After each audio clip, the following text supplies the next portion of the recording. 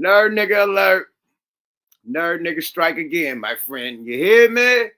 WTF Weekly, Bank. You know what I mean? An interesting little mini doc, I call it. You know what I mean? Part one and the part two series came out about Akademiks, Fedademics, just ATF Ademics, aka Sympedemics, man. To do like a little history. We little history of all the simp shit he did back in the day, man. So we go check that out. I know it's hella late, hella early in the morning. I was sleep all motherfucking day, so I can't go to sleep right now. So if you up late night, the vamp life niggas, man, hey, tap in with the kid. If you ain't a vamp lifer, you will wake up in the morning and you will still have good content. You dig? But let's get to this shit, man. Sympedemics, man. This nigga got a history of just being a bona fide simp. This nigga's crazy. And shout out to the people that did tap in. Let me throw you on the screen first, man. Michael, I see you tapped in, man. 707 is in the building. Let y'all know that this is live. This ain't pre-recorded. You feel me? This is live, Genuine. See the people tapping in. I see you, boy. Yeah, this ain't pre-recorded, baby. We live, man, for my late nighters. You feel me? I see y'all out there, boy. PJ Allen, I see you, nigga. Hey, niggas is up, man. All these late night niggas. I see y'all niggas, man. Hey, man, hey, the shit that came across the table, man. You know what I mean? We were just talking about this nigga trying to instigate, the Kendrick Lamar shit. You know what I mean? The Drake shit, acting like he was the Drake correspondent. He know everybody that Drake done fucked, everybody that wrote a song with, every song he done did for niggas, and he couldn't name one song that Kendrick or one song that niggas did that was on that stage, though. He act like he didn't know Problem. He act like he didn't know the other niggas that came on. He didn't even mention motherfucking Tyler. I mean, god damn. So it's always a fat nerd motherfucking geek squad nigga, you know what I mean, trying to talk bad about a real one. You feel me? So now it's time to see this little geek squad history of what he do when it's time to stand on business. Because all I know is that Kendrick stood on business. He bought the city out, unified the gangs, stood on business. Also today, They Not Like Us. I got to pull that up too, man. I got to pull that up, man. It was a lot of motherfucking They Not Like Us video shoot today. Let me see if I can pull that up right quick too while I'm scrolling. Y'all, bear with me. They Not Like Us video shoot. Okay. Let me get that going right quick, y'all. We can't do that without the They Not Like Us video shoot. Niggas got loose today, man. Niggas got loose today. LA came out. Niggas was in Watts, Compton. Hey, the people was out. Fig Community was out there. I mean, shit. Yeah. Yeah, buddy. Boom, okay. Yeah, let me show that right quick before I get to this fat, dusty nigga, man. Let's show Kendrick, you know what I mean, in the city, keeping it lit. They Not Like Us video shoot. They in Watts right now. Niggas talking about he ain't cool with Top. You see Top right there. They pulled the Phantoms out. I mean, the Wraiths. I mean, the McLaren's out. You know what I mean? The Phantom McLaren's out. Hey, man. Hey, it's a beautiful thing, man. You see the whole black hippie, Schoolboy, motherfucking Absol. You got motherfucking J-Rock over here. You got motherfucking Big Top right here. Top Dog. Yeah, man. N.A. and Nicholson Garden, man. Let's go, y'all. Fair use.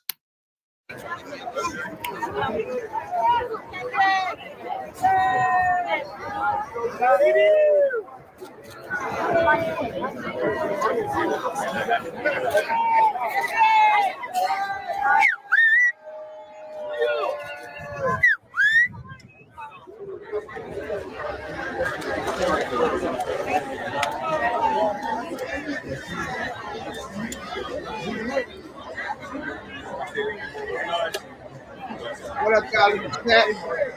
I see y'all, my nigga. It's so now in the building. I see you. What's this? Fake night. I see you, my nigga. That's all I'm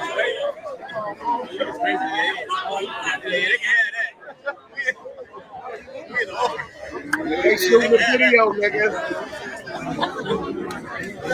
It's HGTV. I see you, boy. What's live? All right, here we go. Let's try it. I see it's active, baby. LA is active, when you nigga. land, just stay a little closer to the top. Let's go, Kendrick. As you walk, Big just stay top. a little closer to the top. Top dog. All right, here we go. Let's roll camera. And choking. And action. Celebrating their victory lap.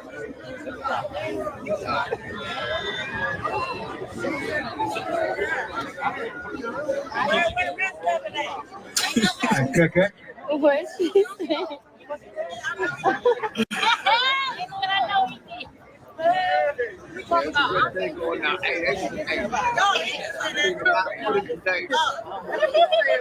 A lot of niggas stories on IG, man. It's lit.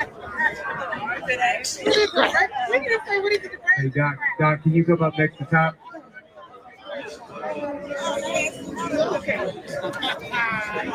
Hey, Doc.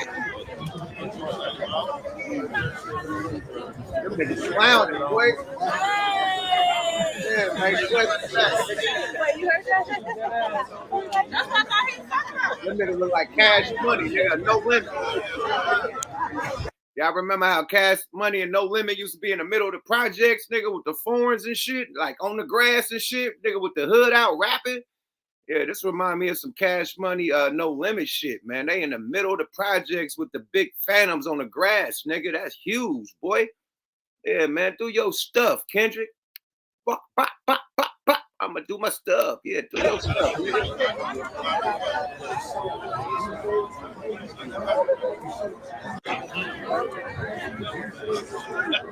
Hey, Doc, can you go to your final mark between top and zero? Can you go to your final mark, Doc? Okay.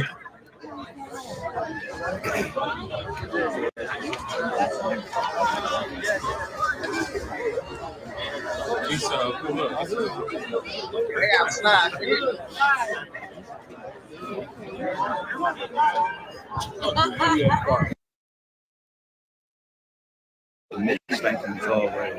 What up? Hey, keep going, y'all. Keep going. Oh shit, here we go.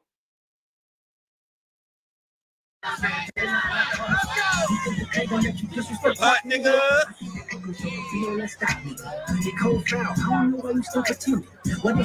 Bird niggas and bird bitches gone.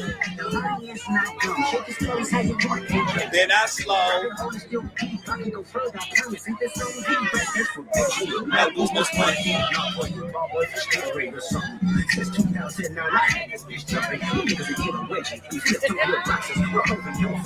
The other best option. Proceed. You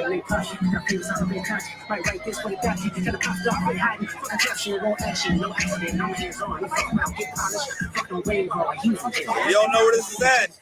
I don't know what to tell you. That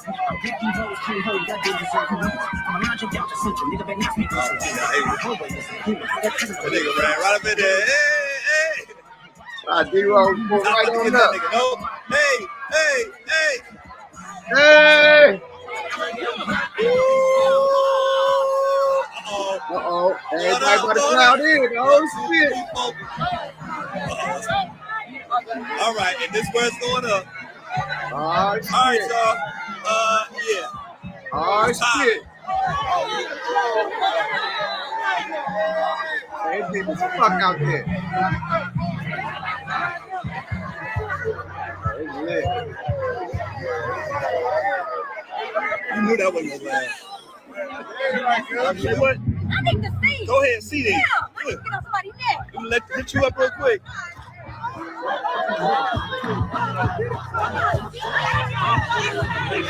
Somebody know how to listen. Stop shooting.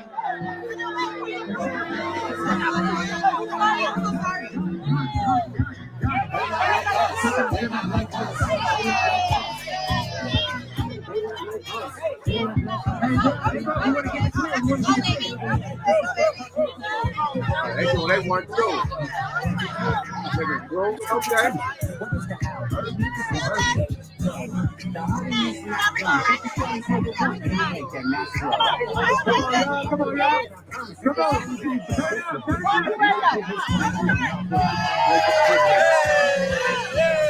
he out there fucking with the hood, man. Hey, them niggas out there in the gardens, my nigga, in the middle of the gardens, nigga. You don't know how huge that is, nigga. Come on, man. Talking about Kendrick don't put on for the city, man. I can't tell. Shit. That looked like the city came out. He was in the middle of the motherfucking projects, nigga. Putting on, nigga. Yeah, man. Salute to Kendrick, man. Yeah, man. Salute to y'all for tapping in. He said the only thing that Drake didn't realize is that the arrogance is always the highest right before death. Damn. Good shit. Good shit, Calico. You know what I mean? I'm going to throw the link out there, too, for the late nighters and the early mornings. I know on the East Coast, it's the early morning. You know what I mean? About 7 o'clock in the morning. You feel me? You know what I mean? Get your prayers together. You know what I mean? Pop your vitamins. You know what I mean? But let's get to this hating ass nigga. Let's see. Let's look at this nigga flaw since he tried to point out every flaw that Kendrick. Oh, well, you know what make this a good event? If Kendrick does a song with everybody that was on the stage. You know what'd be better? If you stop tricking on every bitch you fuck with. How about that? Stop sipping on every bitch you fuck with. How about that? Let's go, y'all. Fair use. Very small group. When I say very small, maybe less than 0.05%, that have turned into obsessive meat watchers. Like, they're beyond the content. And when I say that is that these people don't even watch content no more, right? They're now just only set on basically damn near cyber stalking. Now, listen. I get it. How do I know this? These motherfuckers never have nothing to say about the content. They never be like, oh, that's a good video. Okay, that video, that boring as hell. He talked as if people were digging for dirt. He decided to bring in a treacherous, conniving hood rat and try to domesticate her. And he got exactly what he deserved.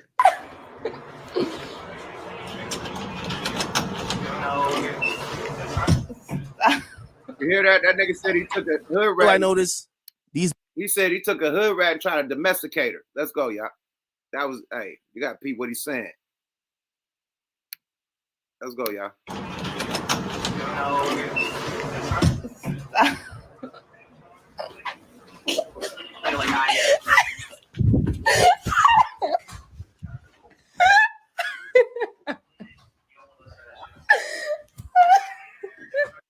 They only talk about a weird particular agenda.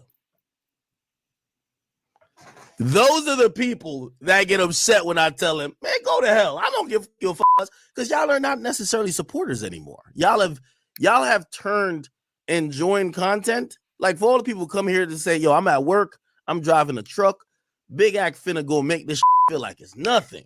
He about to entertain us, crack some jokes, tell me what's going on.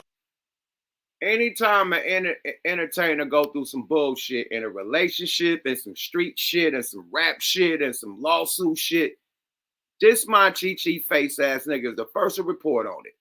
A nigga domestic violence or some shit like that, or sexual assault or the great whatever. He's talking about all the shit that has to do with any celebrity. From females, and he definitely got it, man. He hate the shit out of females. He go bad on the females, right? Females, the niggas that hate females, what are they? I know what they are, but I want y'all in the chat, the females. Like, it's the dudes that really hate females, that really got it out bad for females, that hate the shit out of females. Not the players. You know, we love the females. But the hate niggas that hate a female, that always want to downplay her and hard on bitches and this, that, and the third, and you a thought and all that shit. What type of nigga is that, females? Put that in the chat. I see a couple people. Yeah, that's what it sounds like to me. Thank you, chat. Let's go, y'all. Fair use. You know I love y'all. Plus, I act you sound dumb as I might sound dumb. I ain't gonna lie. He definitely sounding dumb as especially when he's taking it out on the wrong people. No one would have mentioned his relationship problems if he or his girl didn't make it public. Facts. I ain't crashing out on y'all. I crash out on anybody because some of y'all are just us for content. Y'all like, oh, we're in a reality show. That's cute. I'm glad that you're getting the entertainment. Only thing I'm saying is that, bro, stop.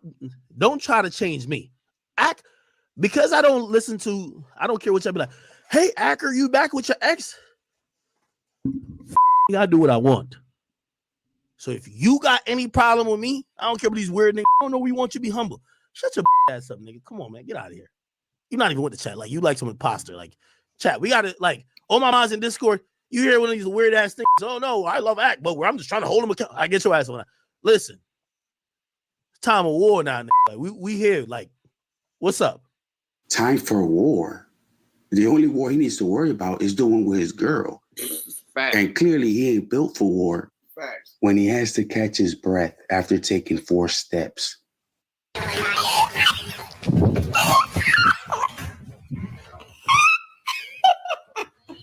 The girl of his dreams exposed that the only war he should be fighting is the one he's fighting with himself. Nah. Act been popped in the red. Act got the red on. Oh, God. Come on, man. Oh, God. We 7-7. Oh, my God.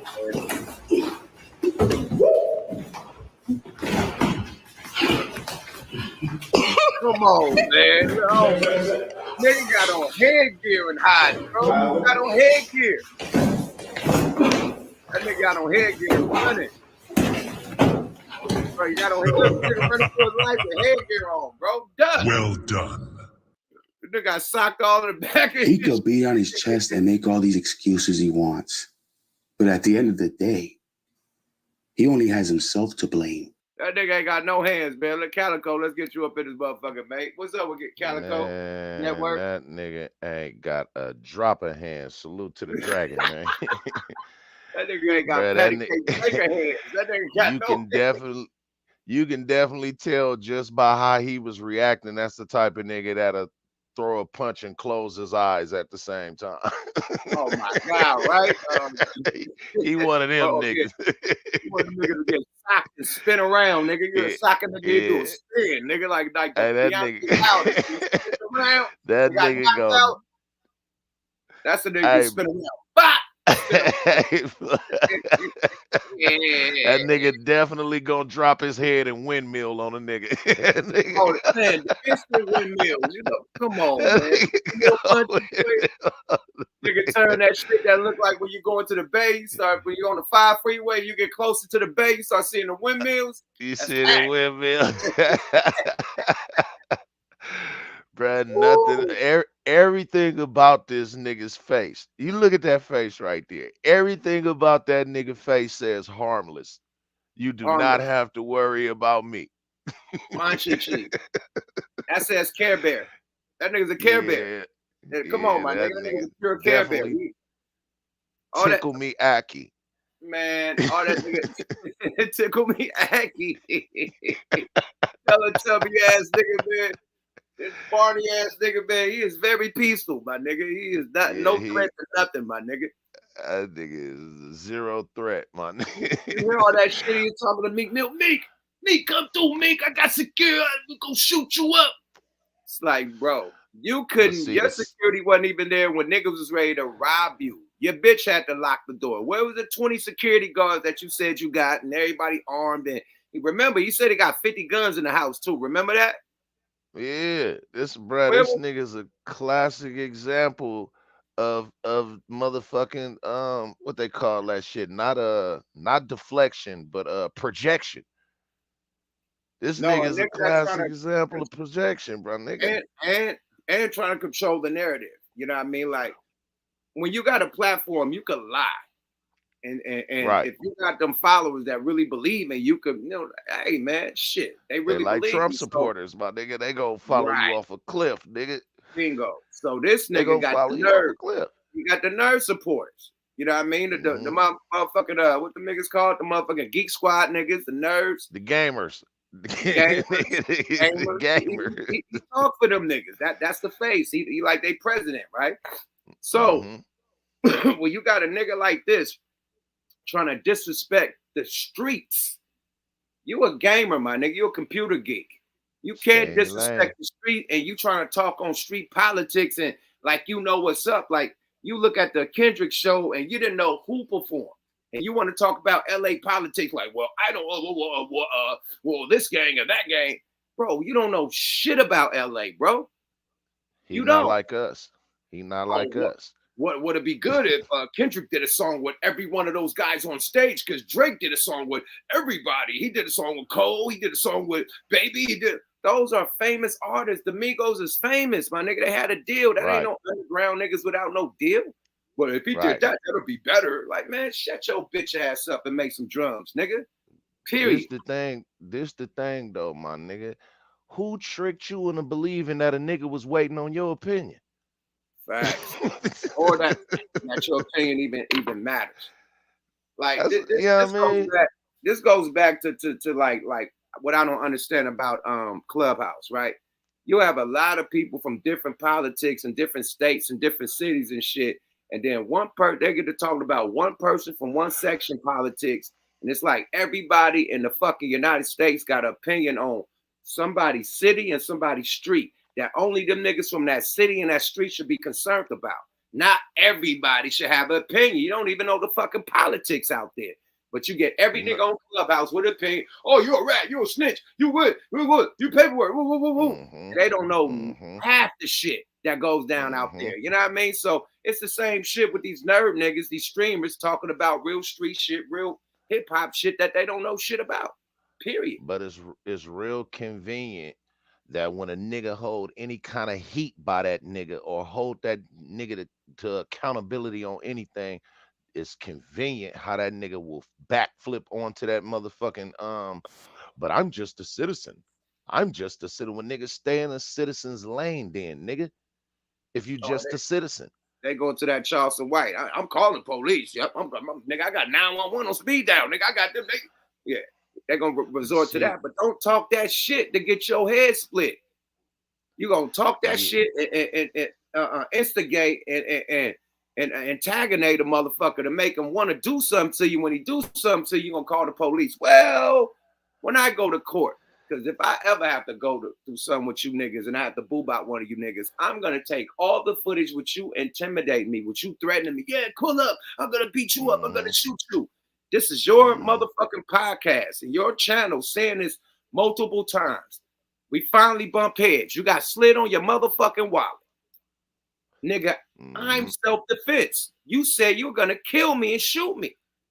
I didn't know if you had a gun. I just knew I had to disarm you. So I had to stop your ass to make sure you wasn't armed. Okay, you dropped on the ground. You got no weapons. Cool. We can move on. Exacto, nigga. But I'm gonna use the same motherfucking excuse that the police use when they in the court, nigga. I fear for the safety of my life, and so I kept hitting that nigga until he quit moving. Yeah, if you make those threats, if you make threats for my life, my nigga, hey, I gotta respond. I can't. Yeah, period. You already threatened me, my nigga. I see you. I know it's on site. Exactly. And what he need to understand, and for other niggas that want to take that kind of that Tekashi ass Charleston White ass role about nigga, and I'll call the police. Listen, bro. Let me explain this to y'all niggas that got that mentality. It's a lot of motherfuckers that either seen the shit on TV or done seen the shit in real life. It's a nigga that will get off on your ass in front of a judge in court. In front of the police. Niggas don't give a fuck about police. In front of the police, my nigga. Niggas do not give a flat fuck about that. No. So you tell nigga you got to get to them. And after you call them, they got to get to you. That's a lot of time in between that, my nigga. Niggas did his stuff and they hit the freeway and got home about time. Them niggas got called, my nigga. So good luck on that one, bro. Niggas don't give a fuck about real street niggas stand on business, bro. They don't give a fuck about the police being called, high speed chases, none of that shit. None of that. That's not a threat. At None all. of that, nigga. At It all, doesn't my work. nigga. So every time some real activities happen on the nigga block, somebody came through to retaliate. If it was that easy for the other nigga to say, "Hey, we gonna call the police. Don't come through here shooting." Exactly. You think Exactly. nigga, It wouldn't be a drop of funk on the streets, nigga. if that worked, if that shit worked, that shit don't That work in shit. the hood, nigga. Police who? Mm-mm, Man, nigga, mm-mm. man, people that got killed with the police right there, bro. Nigga, I Man, got listen. robbed in Oakland with the police right on the corner. Nigga, I got through in the trunk, nigga, with You the know what I mean? police right on the corner. I was in the middle of the block, but at the beginning of that block, it was police shutting down the block in the middle of And the they street. don't I and the got through in police the don't give trunk, a nigga. fuck. Nigga, but that police was right there. They didn't give a fuck. Niggas drew They ain't down on gonna- me and threw my ass in the trunk. Nigga, police damn near more crooked than some of the street niggas. And drove right past them niggas with me in the trunk. Come on, man. Bruh, Niggas don't niggas give a fuck. know, bruh. Hey, niggas know in the town, just like they got street legends and niggas that's known, niggas names that's known for waking shit up out there. Nigga, they got police that's just as motherfucking dirty, nigga, from Track Star to motherfucking old school T. Lewis. Hey, it was niggas out there, police, nigga, that was notorious for fucking niggas up out there. Nigga, setting niggas up, all types of shit, but beat Oh, your my ass. mama. Don't run and get caught. Don't run and get caught. Oh my Nigga, you Lord. run, you better run for your life, nigga. Your ass coming back like Martin, nigga, like how Martin was lumped up, like motherfucking Elephant Pumpkin Man, head, lumped up, nigga. Pancake face. Yeah, Pumpkin nigga, head deluxe, nigga. Ugly. But yeah, let's get back to this whack ass nigga, man. Sympedemics. The whole thing is that he could do all this nerd ass shit and say, "Yeah, I don't care what you think." Well, do you think rappers give a fuck what you say? You nerd streaming niggas think? No. Hold on. Let's before you start. Let me ask that question in reverse. So if you don't give a fuck what motherfuckers think, then why do you have such a hard time focusing and commenting on your dirty shit that's going on with these broads, as you do have the time for these motherfuckers that's outside of your own shit? Absolutely. I if agree. You didn't give a fuck. Right. But he got the lawsuits for the essay coming on and everything. It's deflection, like you say. It's deflection. They're going to deflect on everything else but yourself. Period. Be easy, man. Welcome back, man. What's been up with you, boy? Man, what's up, big dog? Living, man. I've been really hitting the streets for the people, man. It's an election year, so it's a lot of shit happening. You feel me? And the grassroots, but I seen you was randomly on. I still be following your shit. I just don't always get a chance to hop on, but it's always love. Man, salute to you stepping back up, man. Salute. Prayers for what happened in the Bay on Juneteenth, man. Was you out there in Oakland? Lake Merritt, nah, I actually didn't go out there, but yeah, it was a lot of that should be a lot of that should be instigated, bruh. Cause crime pays, you know what I mean? And to make us look a certain way. Not to say like that we don't have the knuckleheads of our community doing certain shit, but a lot of this shit be orchestrated. And then as soon as it's a large gathering, people automatically assume that it was a black person. You feel me? And sometimes you feel me, they be Latinos, Asians, and all this shit. You feel me? Like, cause Oakland and shit. You feel me? It's like predominantly non-black right now. You know what I mean? It's like 18%. No. Let's talk this real shit.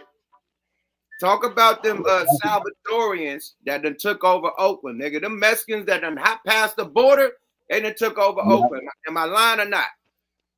No, exactly, bruh. And they and got, and they got the red square of the hundreds. They run that. Oh, nigga. No game. Bruh, and that's what people. It's like a reality. You like the only one willing to admit it. You know about the sideshows. Go to the sideshows now. It'd be like all like I can't even call them Mexicans because now it's Mexicans, Hondurans, Venezuelans, Colombians, bro. And that's not by coincidence, bro. That's to I push be us up easy. out of there, and that's what they've We done. Yes, sir. be easy, nigga. We don't even call that the sideshow no more. We call that shit the roller derby. These niggas out here, They mad that shit I'm Mexican out telling there. bruh, That's that Fury is Road. They took you. they sideshow is not our sideshow, my nigga. Niggas back when They the be drag whole racing, my nigga. They be drag racing. Let's be real. man, bruh. Hey, I'm gonna keep it real, bro. Like when Cats was really spinning them, like you was seeing Cats turn tight ones. I'd be seeing videos where somebody like bapping every weekend. I'm like, did the bars go down or what? Bars went all the way down. They running niggas over, niggas Nigga. crashing, shit. Ah! They I got seen a man, nigga they in knock some down shit a though. They in Hellcats, they in Scat Packs, they in some Hey, shit. And bruh, I they was get it gonna say together. they be in some hot shit, bruh, and it's like, damn. And then not only that, I have seen some cats that's just like doing some wild shit though, like trying to do like standing on cars and do all this random shit, but then they falling off the cars and shit now. You feel me? Yeah, falling off the car. Niggas hanging out the door, getting slit. Man, bruh. check this out, man. I swear this. My nigga Drew Down did this, man. Roller derby, We was nigga. in Hey, hey, that's funny, bro. we was in front of the Ville, right? And that's Mhm. when next to Food Town and right in that parking lot next to Food Town, they had a car wash right there in that lot where the liquor store and the check cashing is at. So Drew Down had the red drop top Benz. My nigga Michael Hook, I never forget the no Michael Brooks, I never forget this. The nigga Drew Down like get the shit washed and shit. Michael Brooks hanging out the roof like yeah nigga yeah go. Drew gets sideways, boy that nigga flew off that motherfucking roof and slid on his back because the motherfucking concrete was wet. Slid on his back, nigga, all the way to the motherfucking curb of where the store was at. We like, safe. God damn. We like, oh, it's safe at home. Nigga, that boy slid on his back. Niggas like, God Oh damn. my God. Boy, he's safe at home. Yeah, that boy flew off that motherfucker, slid on his back for hella far. We like, God damn. But yeah, it happens, man. It's definitely missing the African experience how it used to be, man. I'm talking about from the Juneteenth festivals from back in the days to the motherfucking the block parties that the dragons threw and all of the shit, bro. Like Bro, they nigga, even all the colonized way all this back at the shit, bro. festival at the lake, you know what I mean? Yeah, that's Yeah, what see, they they try to have. colonized all this shit, bro. So now, like Yuck is saying, so now you go to some Juneteenth shit, and then they got all of this Caribbean, Jamaican, El Salvadorian shit, but they using it under the banner of Juneteenth. Niggas may not like it, but Yeah, Juneteenth is some American shit. It's not no African shit. Juneteenth, the colors is red, white, and blue. But they always put some Pan African shit. Nothing against Africa or anything, but it's like it's for people that fought on the soil here. You go to the right, thing and it's like everybody but us. So it's like if we don't culturally gatekeep and stand on ethnic lineage business, who else will? And you see a lot more people like you can disagree with the FBA, ADOs and all, but right. people will trying to protect our lineage because like I got love for everybody, but bro, I'm American, bro. Like you, bro, That's a fact. the people from Africa, they're trying to emulate somebody in Oakland. They're trying to emulate. Like That's a I don't fact. got nothing against Zimbabwe or Nairobi. I don't know what their style is, bro. Like we set the trends, and now, bruh, they got motherfucking Mexicans talking about we got our style from them. That's why you don't gotta like Tariq Nasheed. I rock with him, but he did the microphone check because now they saying, oh, we started at 50-50. Bro, every rapper I grew up listening to wasn't no Latino rappers, bro. There wasn't even around. That shit was Bro, called Moreno music, Mexicans nigga and music.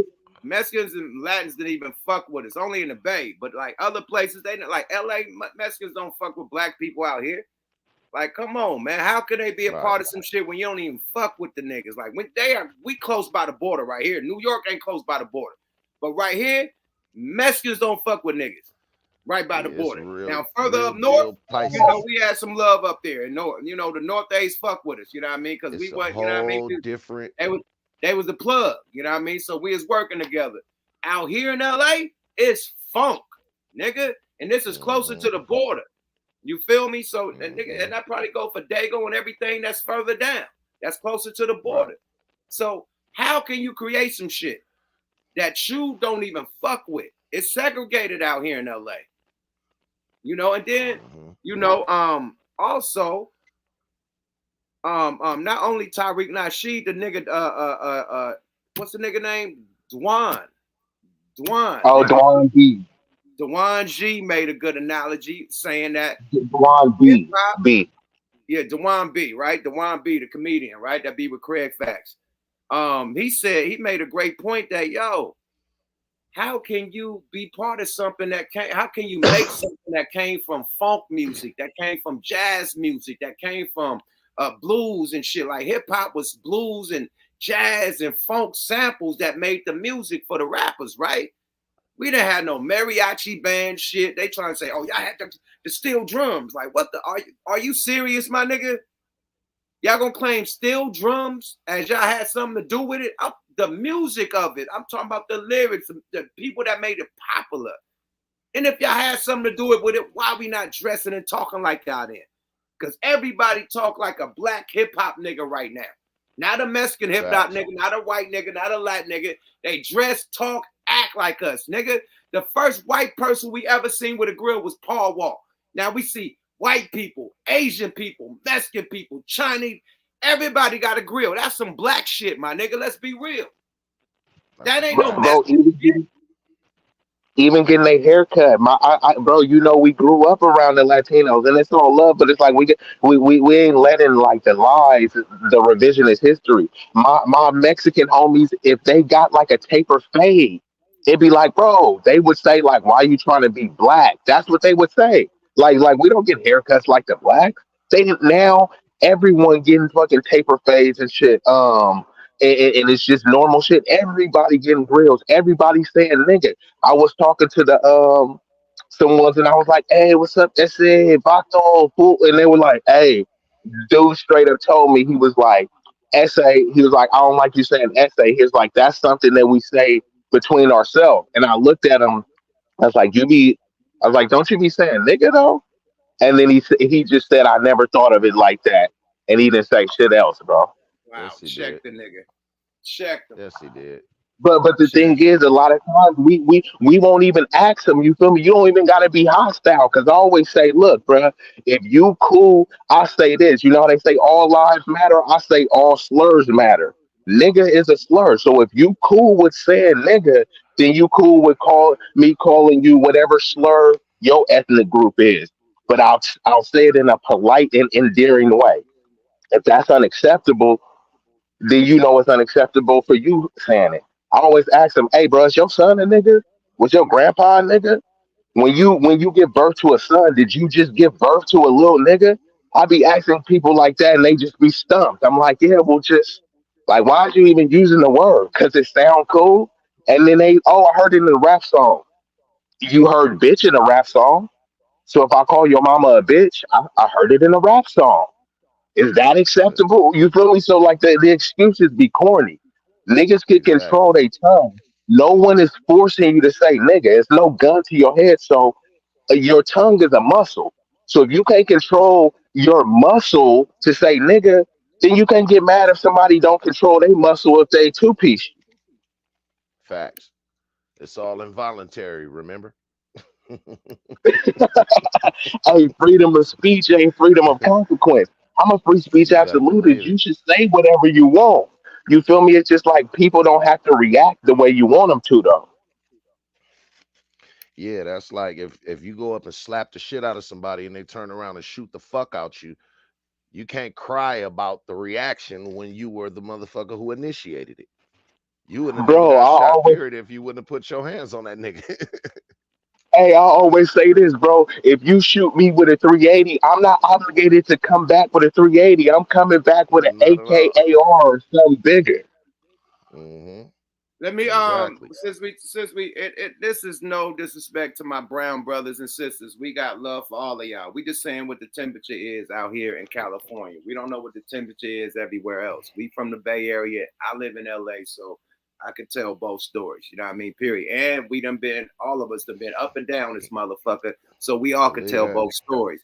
Even if you've been in the pen, when you go to the pen or the county, it's real politics. Niggas got to, like, the blacks got to be together, the Mexicans together, the whites together. Like, it's real, like, segregated once you hit them lines. You know what I mean? Hit the yard. Yeah. So it's serious, nigga. But they can politics with the white stuff. They said only when you go to jail, like down south, the Midwest, or something like the Midwest or something. It ain't those politics, you know what I mean? To where you got to segregate up. You know what I mean? It's gonna be everybody in there, but you ain't gotta, oh, this is black people, this is whoop whoop, and this is you ain't gotta segregate up. So it's really politics out here in LA. So for niggas that try to talk, at the end of the day, man, that was the perfect alley-oop for this. No disrespect to the Latins out there, or the Hispanic people out there. But now they're complaining about Kendrick Lamar's concert, which was on Juneteenth, the day the slaves got freed in Galveston, Texas, 1865, 1867, one of those, right? 1865. 1865, right? Galveston, Texas. This is like everybody is already free with the evacuation. I mean, with the evacuation proclamation, everybody's already free, but Texas is still got slaves. So that's when all the slaves was free on June 16th, right? So that's a celebration for the slaves being free for black people, right? So now the Mexicans are saying that they feel left out. Kendrick had Mexican rappers on there. You had Shoreline Mafia on there. You had what's old boy name? What's the boy name? What's his name? Jay that came out and they did Meet the Whoops. What's bro name? Fuck. I can't think of it, but I know exactly what you're talking about. He looked like either Indian or Mexican. Yeah, the one of the dude is Indian. The J dude is Indian or something. He's like Pakistani or something like that. Okay, he's Pakistani. Okay, cool. I thought he was Mexican, but still, they brought out Shoreline Mafia. That's Mexican, but it was more. OGZ from Shoreline Mafia is Mexican. They brought him out off top, right? So I think they was mad because OGZ wasn't in the photo. It's like, bro, he did a show. He did. Like, you know how many motherfuckers wasn't in the photo? It was no. It gets sicker than that, bro. First they said, "Oh, why it wasn't no Mexicans on stage?" So they disregarded the point that you just made, Yucca, them arguing, and they pivoted to a new point and saying, "Why wasn't they on stage?" Then on top of that, yeah. Hold on, my bad. I'm outside. All right, I got it. Let me present some while you out. Let me present the actual footage of the people complaining, man. This is crazy. Fair use, y'all. And salute to this young man right here. What's his name? Info Media Reacts. Salute to that guy. He does a great breakdown because he also gives a history lesson with his breakdown.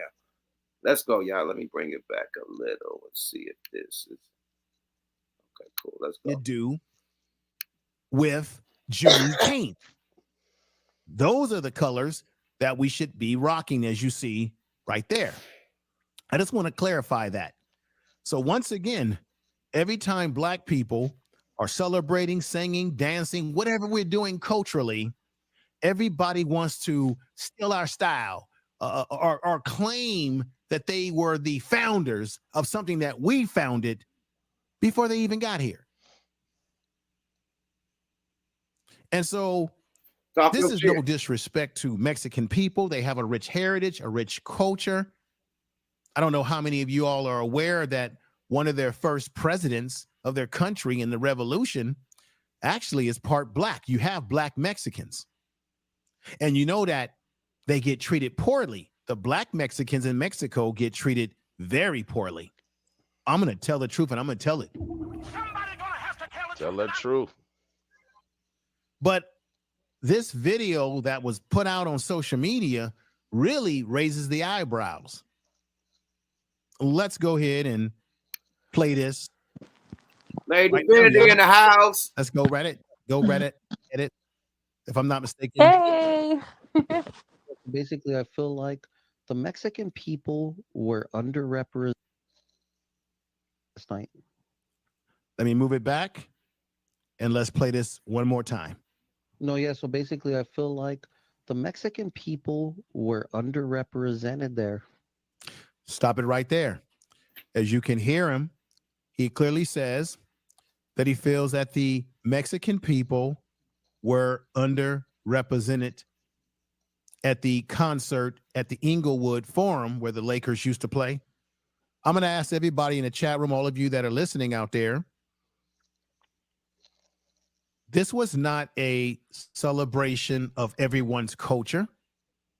This was a Juneteenth concert that Kendrick Lamar put on, bringing Black people together, particularly the Black Los Angeles. They never said that Mexicans or other races of people were excluded from coming to the concert.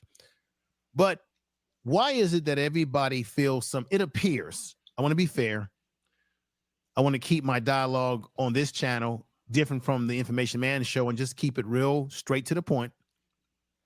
Why is it that it seems like, or it appears, that people feel some kind of way when they see Black people come together? And instead of people saying, hey, that was great to see Black people, Black artists come together, you have gangs in Los Angeles, California, who Bloods and Crips, Pyrus, everything. They came together. Nobody was fighting. You had Tommy the Clown. You have that dance, the crumping dance that came out of that, was created out of Los Angeles with Tommy the Clown. And Tommy the Clown is a guy who came out of prison and his goal was to change his life. He began working in the community, working with youth, getting them into a dance troops. They perform at people's birthday parties and various parties in Los Angeles. But the goal was to bring children, kids, teenagers, keep them out of the gangs, keep them out of trouble and mischief. So there was a lot positive on that stage besides it just being about Kendrick Lamar showing out and showing up to put Drake in his place. It was more than just about that, y'all. Facts. Okay, this was about a community coming together. So instead of people saying, hey, the Black community is coming together, this is a good look, what are we doing here? Let's not, try to throw a monkey wrench in there saying, there were no Mexican people represented. Mexican people in California, they have lots of events where they don't include Black people or our music or our entertainers, because they're simply celebrating their heritage, such as something like this right here, right? And I respect this. Cinco de But Mayo. why is it that people don't respect the things that we celebrate when we come together? And it was Juneteenth. Let's continue. Let's continue this video.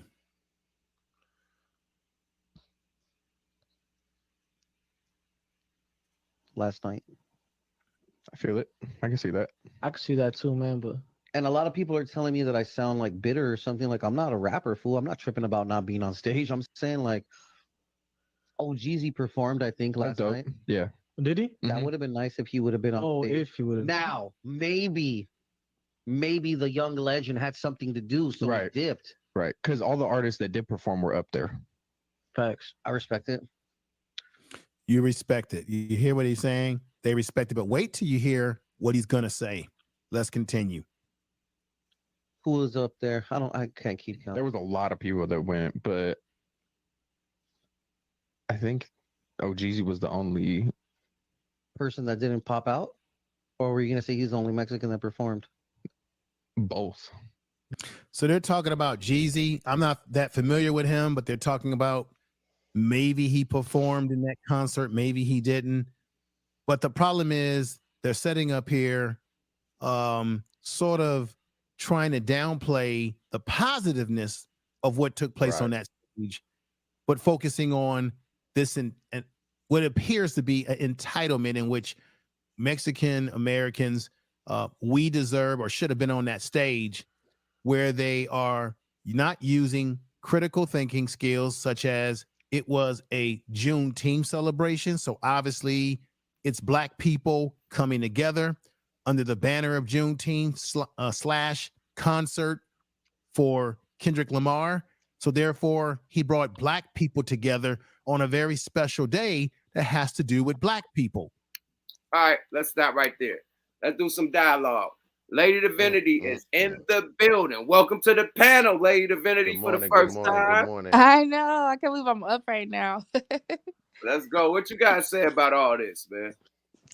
I know. I think it's crazy. Like, it seems like anytime we unify, somebody got a problem with it. Like, I agree with the speaker because it's never a problem when any other, like, cultures come together for whatever reason. But as soon as we do it, it's a problem. And I don't know. I always wondered why it was like that too. But I think it's just because, like, that's like America's biggest fear.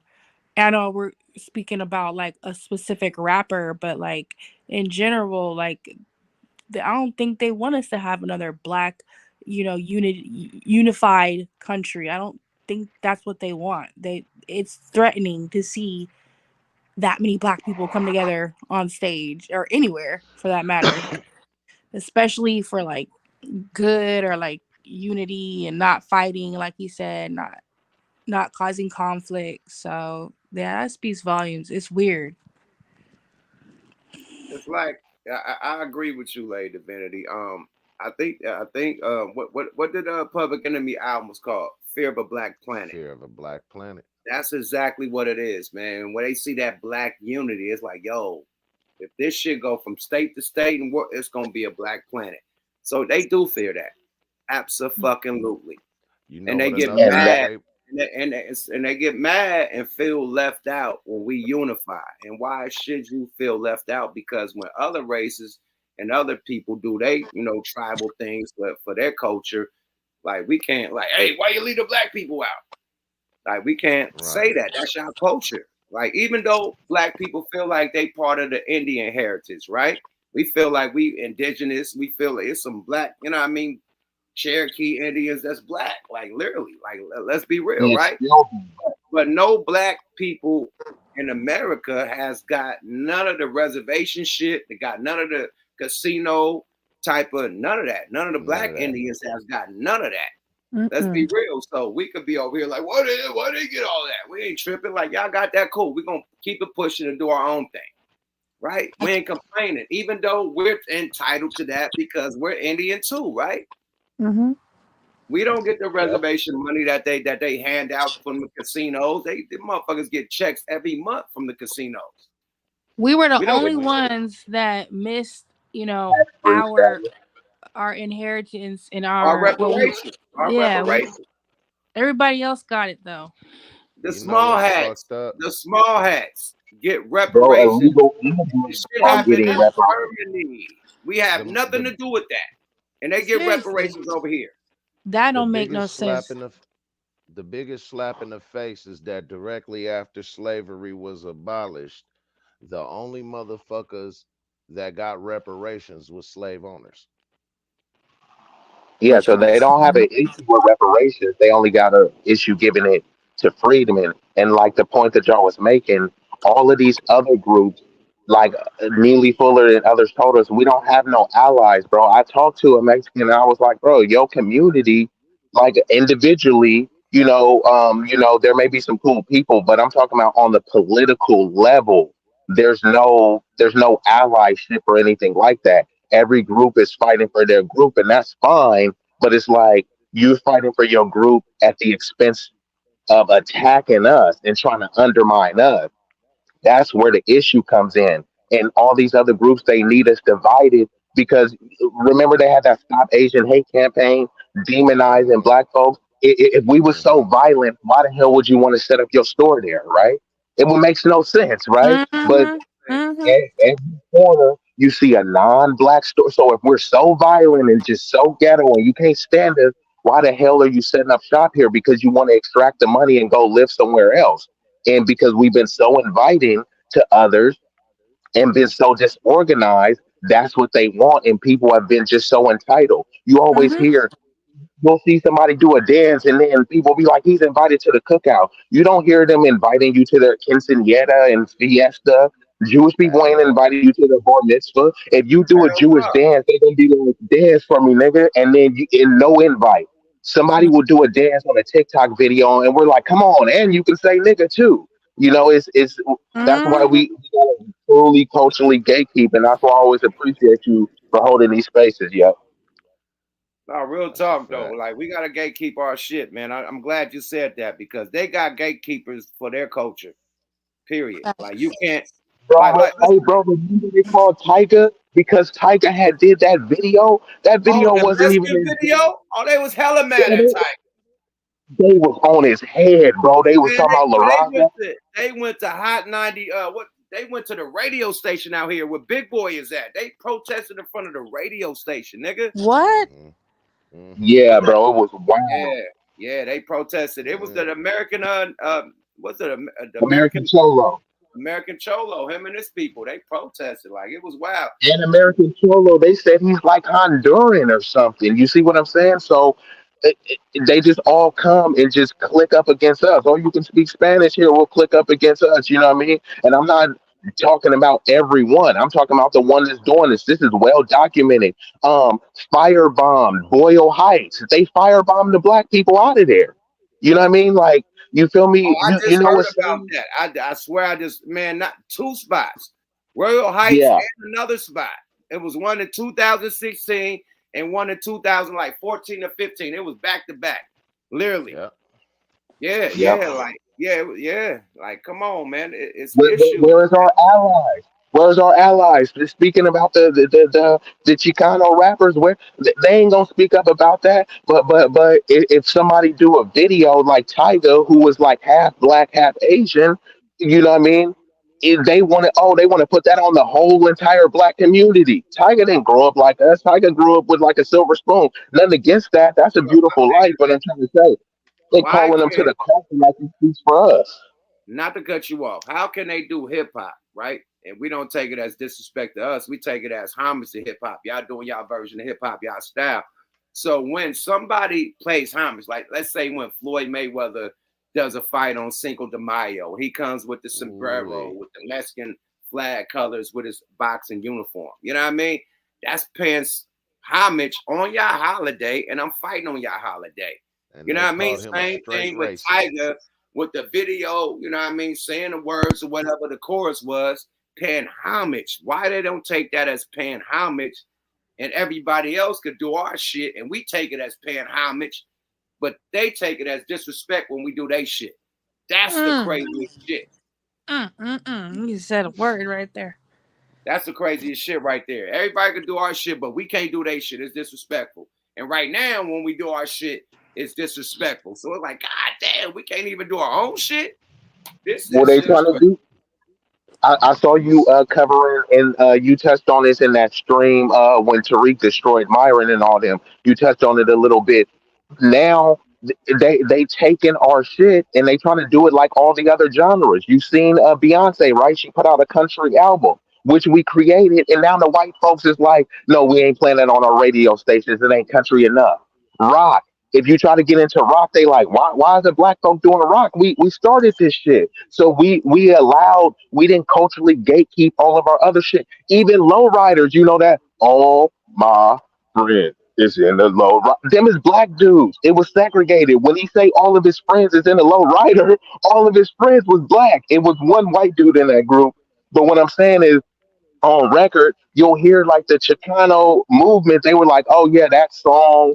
They were pivotal. They talk about the black lowriders in the '50s, and now because they made a magazine, they're like, "Oh, we started the lowrider shit." Look up the black people in zoot suits. You feel me? Look at the black And the people black wearing cowboys, dickies and all this. black cowboys, all this shit, man. Come on, man. Bro, they said they started that shit, bro. I swear, bro. One dude was like, "Oh yeah, y'all got the cowboy shit from us." There were vaqueros, bro. I've had these talks so many times, and like I said, if we just don't culturally gatekeep, now they're like, "Oh yeah, y'all got all that shit from us." You know what, Yuck? The other day when you played the the Tariq shit, I swear to God, I wish you would have dropped the link. Oh my God, I wish you.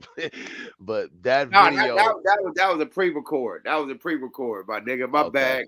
My bag. That was a I wanted to pre-record. get Oh, in on I that thought you shit thought that so was bad. live. I couldn't even Yeah, tell. that shit looked live and Yeah, I was like, direct. where the link, brother? But you know what? Yeah, It was that was something a that you pre-record. That's mentioned. why I had to let y'all know this is live. I started shouting niggas out, put niggas on the screen. This is live. Yeah, I started doing a but little it was pre-records because sometimes I be here real quick when you know what I mean. Again, I got kids and shit. So yeah, when they gotta give go daddy somewhere, duty. go get some food or something to the movies right quick, I get one in right quick. You know what I mean? I Yeah, can't bro, go for keep bringing the hours. pre-record My down. kids coming in, talking shit. My wife coming, talking shit. I gotta handle business, sign contracts, send motherfucking Yeah. money. A lot of shit going down in the daytime, so I can't really wiggle. So when I get time, I'm like, let me get a quick one in. So I do a pre-record instead of tapping in and really fucking with y'all. But I did hella pre-records. I'm like, nah, I gotta tap in with the people. You know what I mean? Yeah, Period. man. You You know, know? we on grind time right now. Hey, but bruh. Yeah, it's super grind time, right? But You happy feel me? Sunday to Late night everybody. time. Late morning, nigga. For nigga, East Coast niggas is up. Niggas are damn near 8 in the morning out there. Nigga, it's time. Wait, why are you So up so why is early? everybody now having a problem? Because I was asleep all day.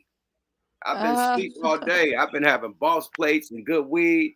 Boss Yeah, plates gotta and do good it. weed. You get the itis, take power naps. I done took about 3 power naps all day. So I'm up, nigga. I'm super I don't up. even know why I'm up, but I was like, oh, I saw the notification that Smoke a Lot Radio was on. So I was like, oh, yeah, let me get in here real quick. I know exactly what Yuck talking about, nigga. That motherfucking catfish and greens parked my ass on the couch, nigga. I didn't even make it to the bed. Yeah.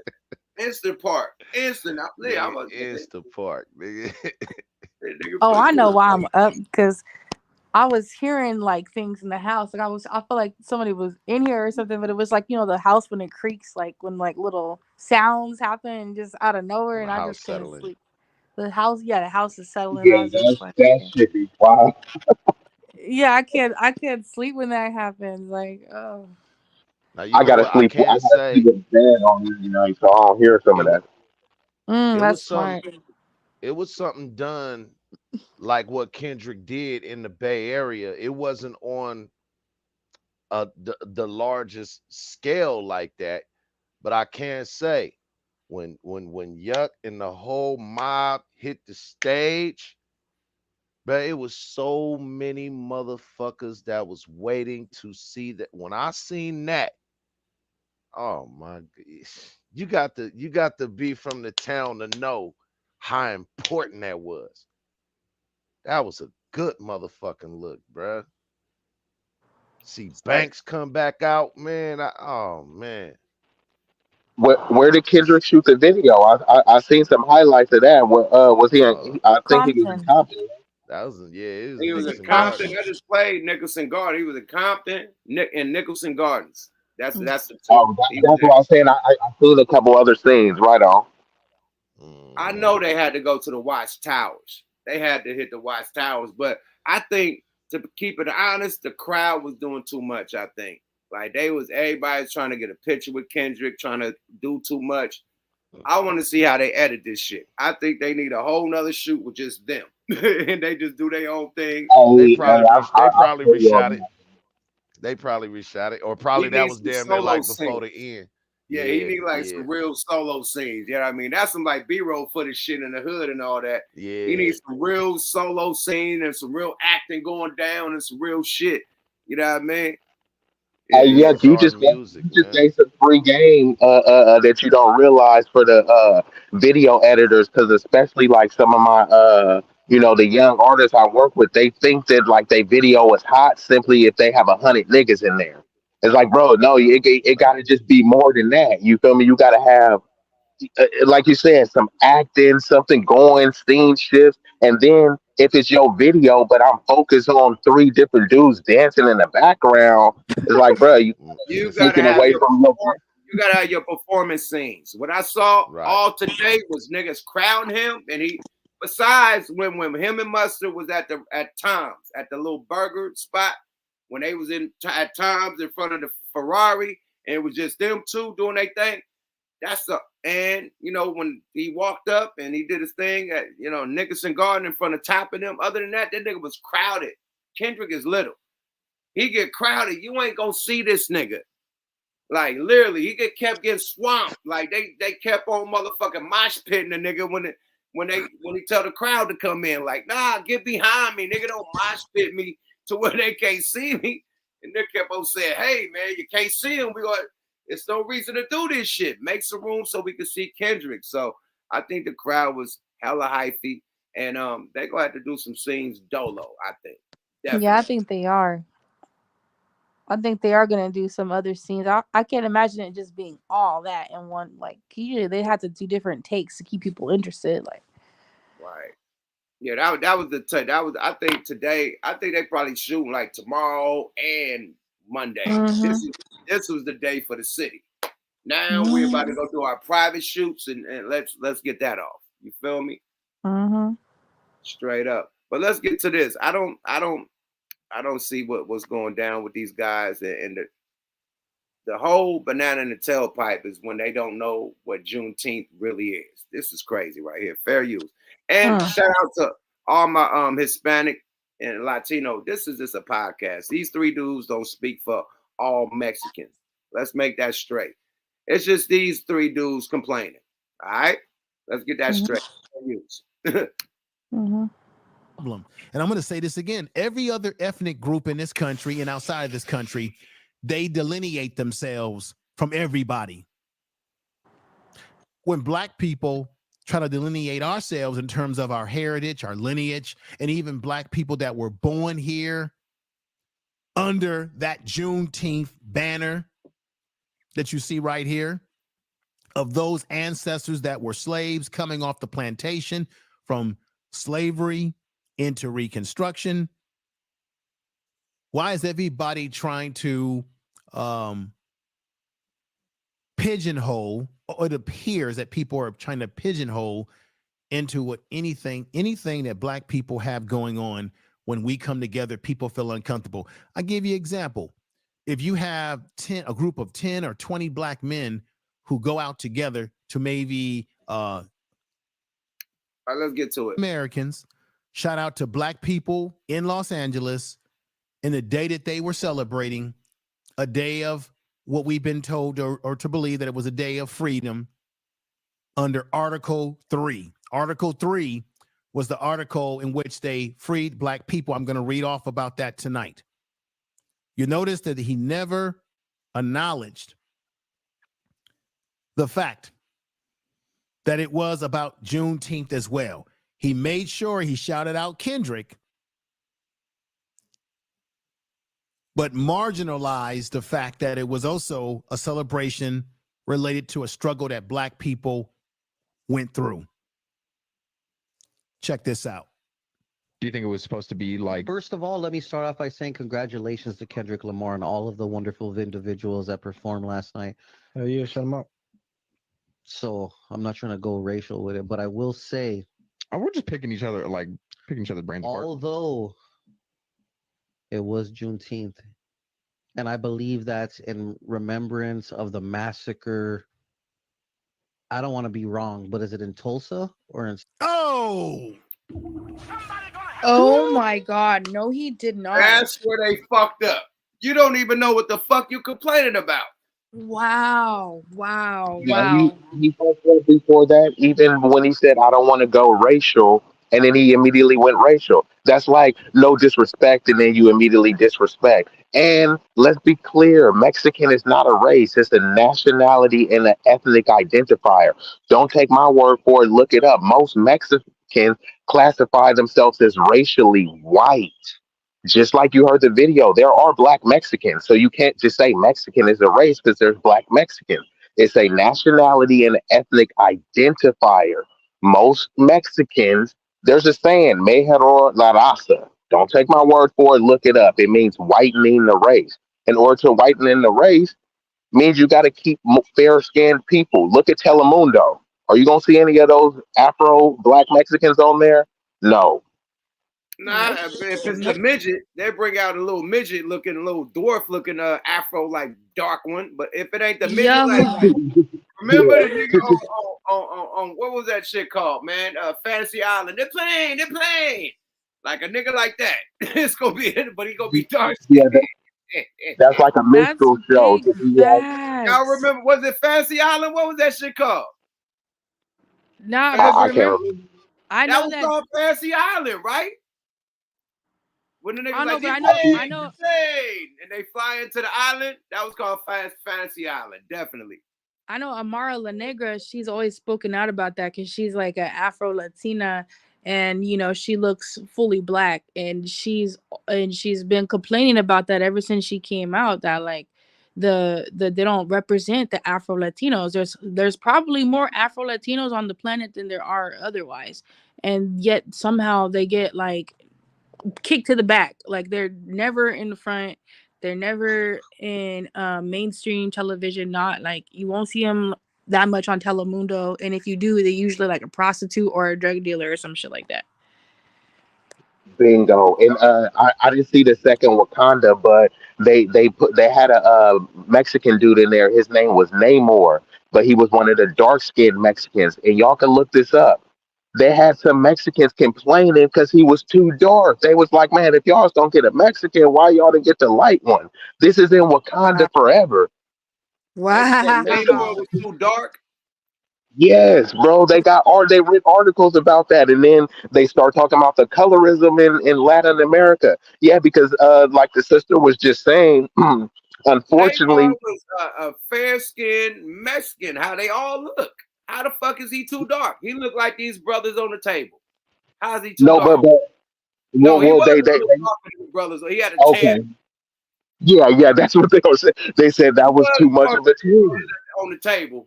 My bag. They want like more like closer to the whiteness, you know what I mean? So there was a little bit of outrage about that, and that dude, like, who was that dude? Nobody.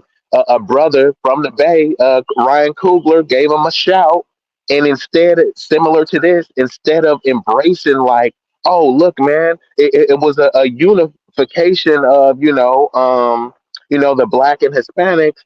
They were like, nah, damn, y'all didn't pick a light enough Hispanic. You see what I'm saying? Like, damn, bro. Like, can we do anything right for y'all? Wow, that's crazy. I didn't even know that. I'm looking at it right now though. And he Yeah. doesn't even look like an Afro Latino though. That's the trippy part. He just, yeah. But they were saying he's too dark, and they don't like want that to really be like the representation. Even look at the sister that plays tennis. Um, she's black and Japanese, but she's Japanese, right? But they would never uphold her as like the standard of Japanese woman. Right. Damn, that's actually sad. If you go to Costa Rica, you're gonna see so many people that's darker than us talking that shit. I'm talking about Lady Divinity. It's a lot of yous out there. They got the body like you. They your same color, and they speak number Spanish. They like, and they got green hazel eyes and blue eyes and shit, but they dark. Oh, I'm knowing. I'm already And knowing. they got the good hair. They ain't got the nap, and some got the nappy hair too, but they got the good hair and the nappy hair. And it's like, come on, man. Like, I don't know. A lot of the dimensions. And then one more thing I wanted to say, since Be Easy on here, the Israelites, the Israelites and shout out to the Black Panthers when they did what was it called, the correlate, when they did all the colors, the Rainbow Coalition. When they did the Rainbow Coalition up there in Chicago, when they included the Mexicans and the whites, right? Yeah, with Fred Hampton. Because you're from, as far as the Mexicans, you're from Israel.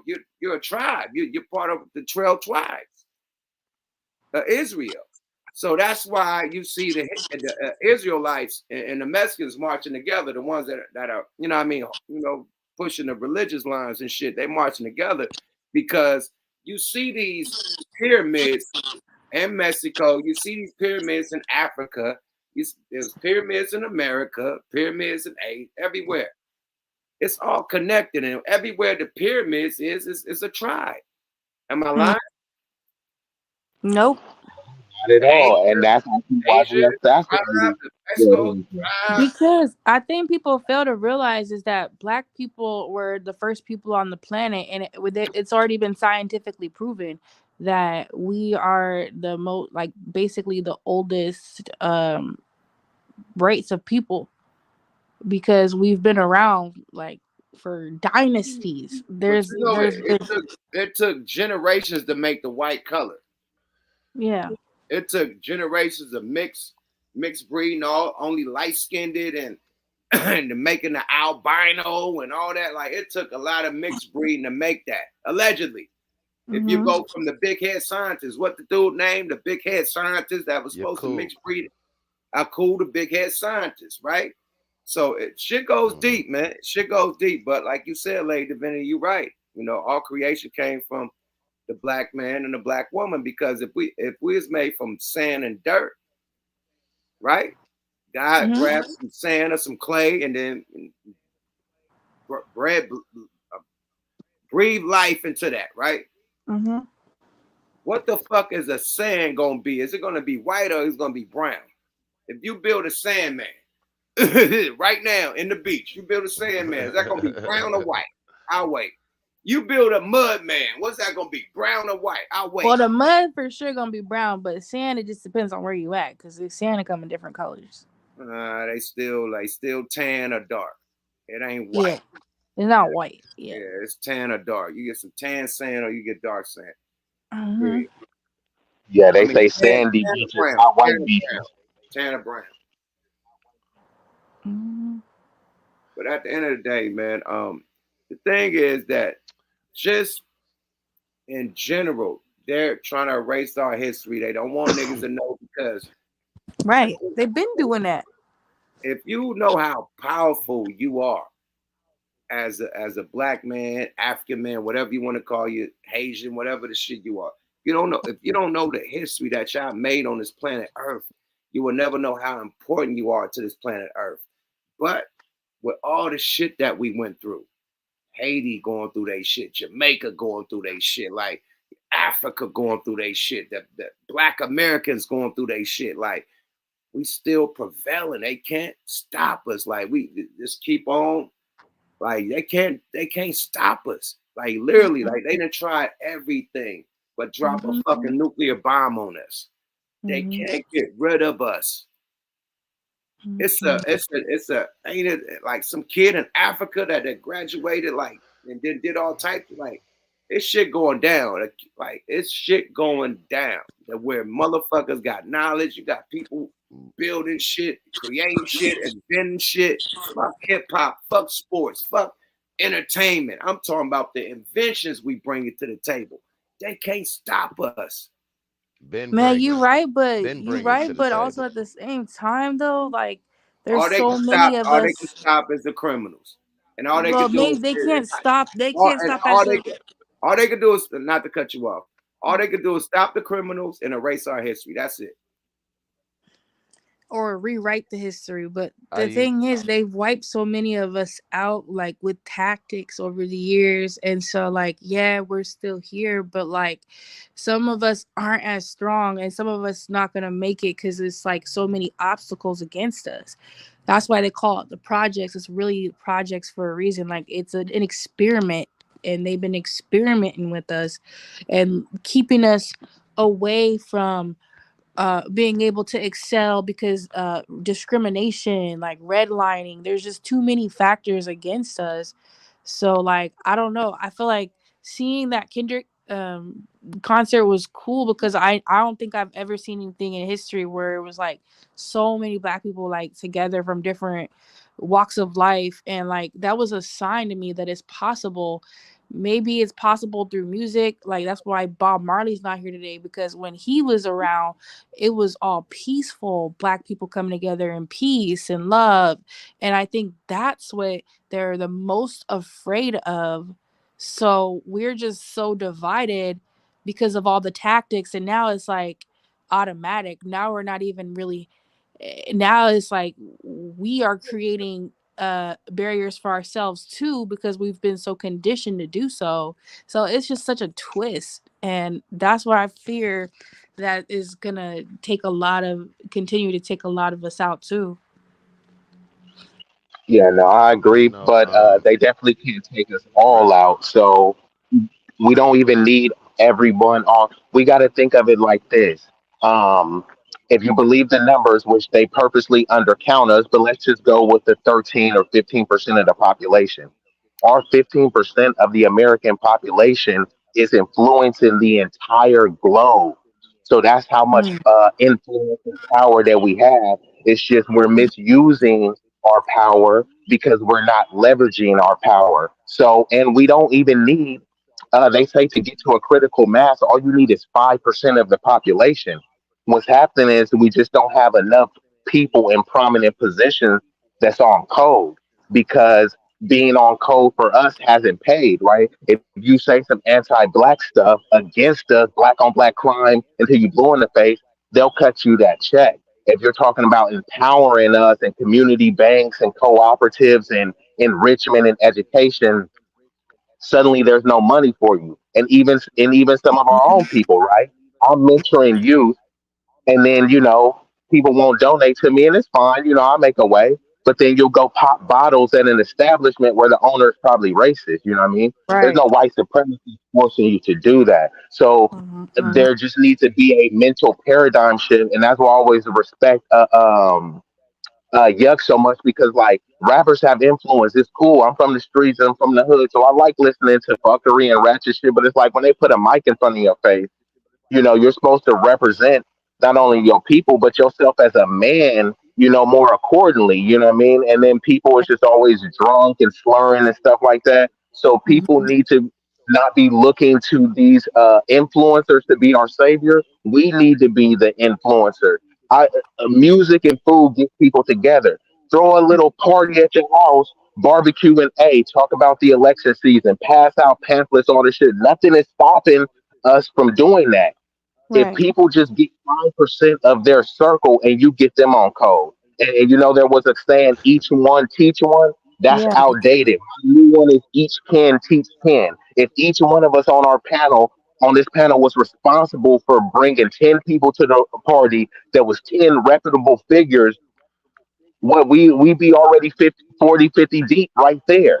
That's gonna get a message. 40, 50 people on code. That's gonna bring 100 people. So I with you. It's like an uphill battle, but not Mhm. everybody is gonna come. And Yeah. if they're too weak, they say only the strong survive. So we don't even need all of us. If we got 5% of us on code, we would like turn this whole shit upside down. Man, that's a really interesting, a good, inspiring way to look at it too, because it makes you feel like there's definitely like more hope. You know. It's always gonna Yeah, be hope because I just don't want to we the be. creators of it. You know what I mean? We the creators of hope, man. As far as I mean, it could be looked at through a bunch of different lenses. Are we one of the smallest populations in America? Yeah, but what does that matter being a minority in motherfucking America when we're the majority of the world? Mm, that's a fact too. It's almost like we're gonna highlight everything negative about you and then try to just discern anything that has to do with anything great of you. It's almost like, well, you got to look at who's the one that's in control of the shit. Mhm. If the FCC has enough control to say what can be shown in most media, I mean, hell, we can go back to Operation Mockingbird with that. I mean, Yuck said it the other day on the Tyree show. This is motherfucking COINTEL 2.0. You think they stopped? Hell no, they ain't stopped. The only thing is that we're a lot more sharper than our grandfathers were because we're Mhm. in the age of information. Mhm. Anytime that something is so prolific in your life that they name an age or an era after it, that means that you can never go back. Life, the way that society is, will never go back to what it was before that. Just like the nuclear age, the atomic age, the motherfucking information age. So we're Mhm. smarter. We have access to more information than our grandfathers did. Right. But they still using some of the same motherfucking tactics. The whole shit with them sitting around that table is going to get so much press. talking like we're talking about it now. However, is it used to show anything or cast us in any kind of good light? Hell no. Yeah, It's without almost a like they're gonna always unifying show you the message. best of them and the worst of your motherfucking self. Right? And we're always on the ones like unity, invite everybody, but like from the video you're displaying, that wasn't a unifying message. You know what I mean? And all you got to do is just flip it reverse. If this was about Cinco de Mayo and you didn't know what it meant, they would take that as disrespect. But they're you know Mexican Americans, right? And don't even care like why people are celebrating a holiday that they want to kind of culturally leech off of. You can always a wise man can play a fool, but a fool can't play a wise man. He can only pretend he is, but for so long until the right question gets asked. So when this motherfucker said that Juneteenth, I think maybe has something to do with Tulsa, conversation is the fuck over right there. Why are you even putting yourself in any position to talk about that when all you had to say, and I could have respected it way 100 times more, is, "Hey, bro, I really don't know about that, so I'd rather not speak." Yeah, but that was just them, like, cause they're in their ego too. Like, there's some like This nigga said rappers, Tulsa. they're definitely not like representative like of all Mexicans, like how Yuck said, because I grew up around Mexicans too, and we've always been united where I'm from in the Bay. We've always been black or brown strong, but I know Yeah, it's y'all not Mexicans everywhere. had the bricks, nigga. Y'all was giving all the niggas the bricks on the free 99 and front niggas bricks, and EPA had all the work, and y'all was cheating. I hated EPA niggas because y'all had free picks. We had to buy motherfucking dope. Y'all got free dope for the Mexicans. Salute the EPA. Salute to them rogues, man. Salute to them rogues, man. Yeah, man, but I mean, you just gotta. I mean, a lot of people, for those who don't know, go and look up Operation Mockingbird. These motherfuckers been playing with the media like that. Nah, on the real, man. We fuck with the La Raza, man. Like let's stop playing, man. No, We it's just bigger want than to them. appreciate when everybody, like, even, not just the Mexicans, anybody, like even the Africans, Yeah, the yeah. Jamaicans. So it's definitely not about race. Jamaicans said they invented hip hop. The Africans said that we bite everything off of Africa, that they invented hip hop too. So it's our own race that's Hip hop disrespecting us is too. Like, nigga, fucking, we ain't heard shit from Jamaica. Africa ain't sent And the fucking canoe to bruh. fight. That was the craziest Africa thing. ain't sent the canoe to come get us, nigga. What we get Hip from hop. y'all? Everybody should know and hip hop is African American Nigga, they didn't created. put a Everybody message should in a know that. bottle for a nigga. and African honestly, American that culture is a whole new culture that started in America and that the world is following, nigga, including Africa. Yeah. exactly, and that's why like the updated lingo. That's why people are not really.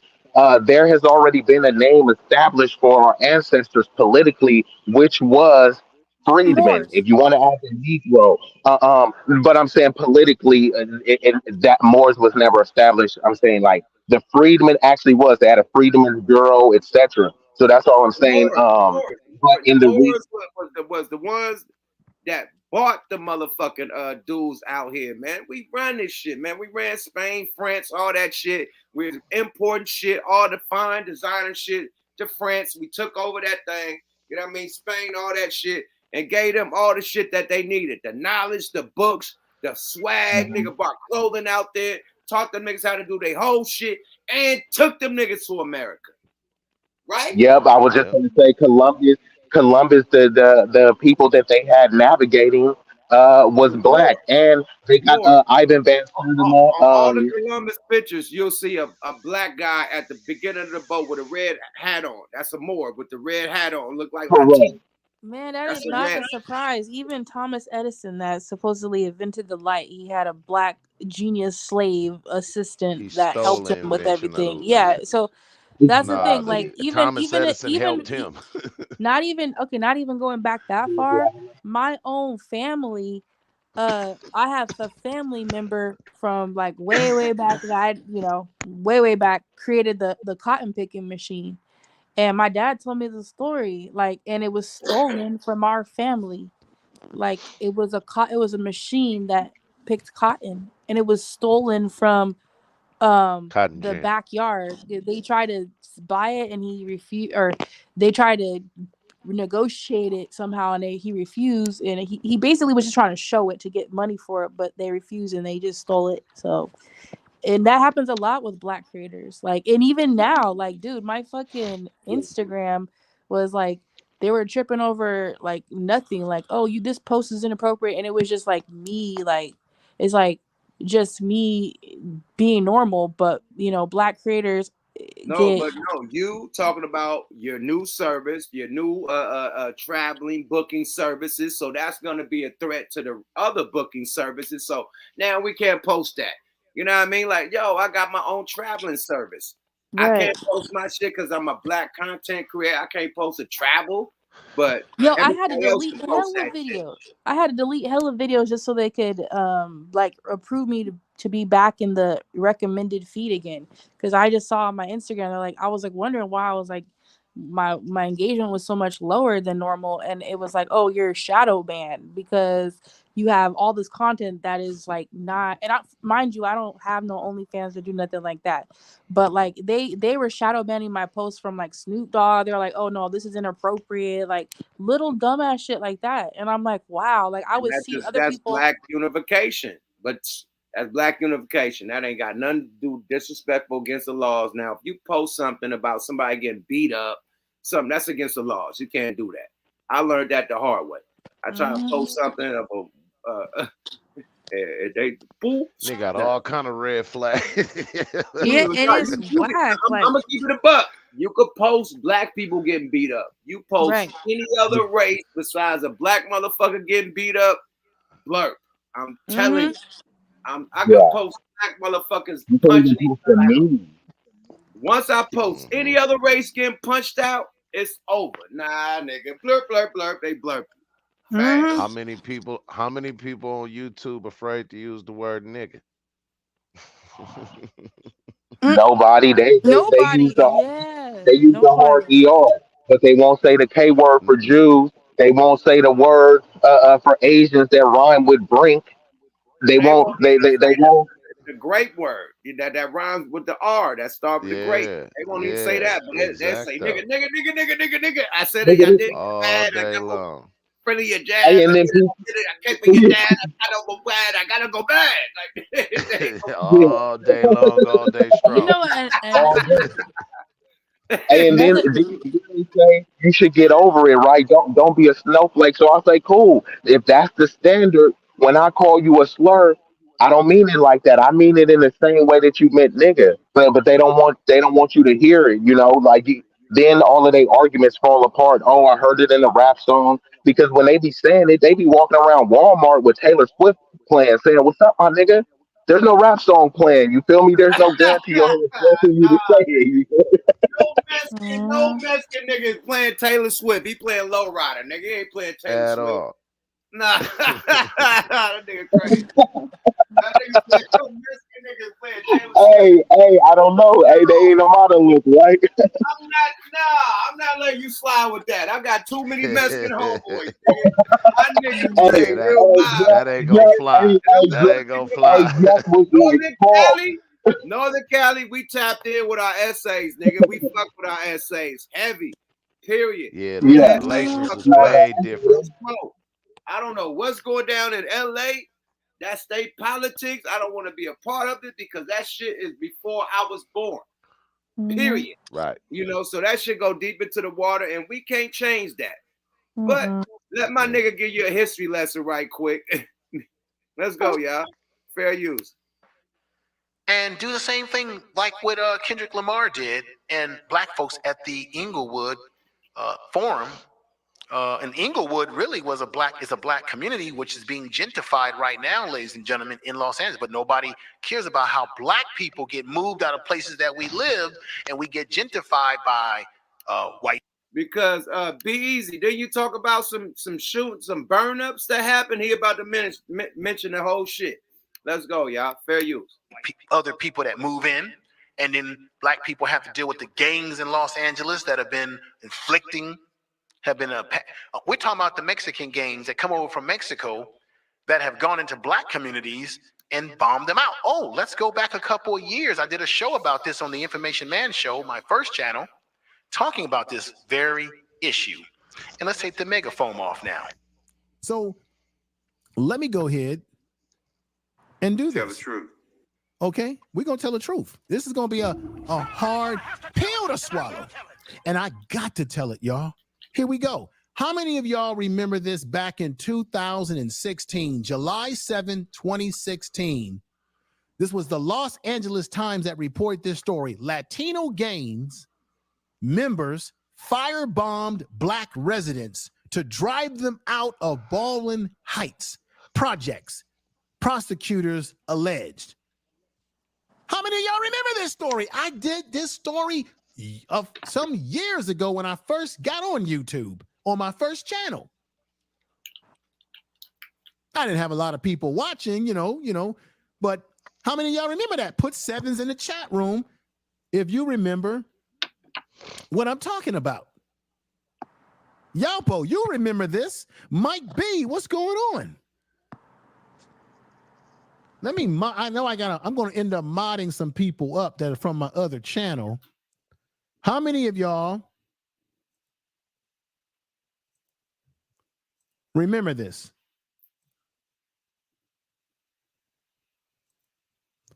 How many of y'all remember? I want to put those sevens in the chat room. I got more to say.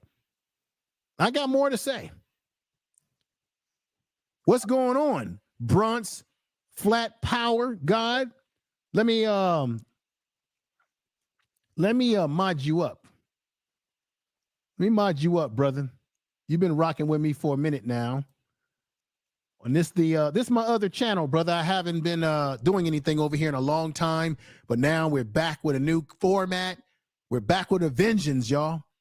And thank you. We got Sugar Love in the house. Earl Owens, who's been rocking with me forever and a day. Peggy Roster, rocking with me ever and a day. All right, let's get back to the content. Let's go, fam. Let's go, fam. We're doing it as hate to black people and trying to get black people out of this community that they wanted to take over. And as far as a lot of y'all don't realize this, I know this.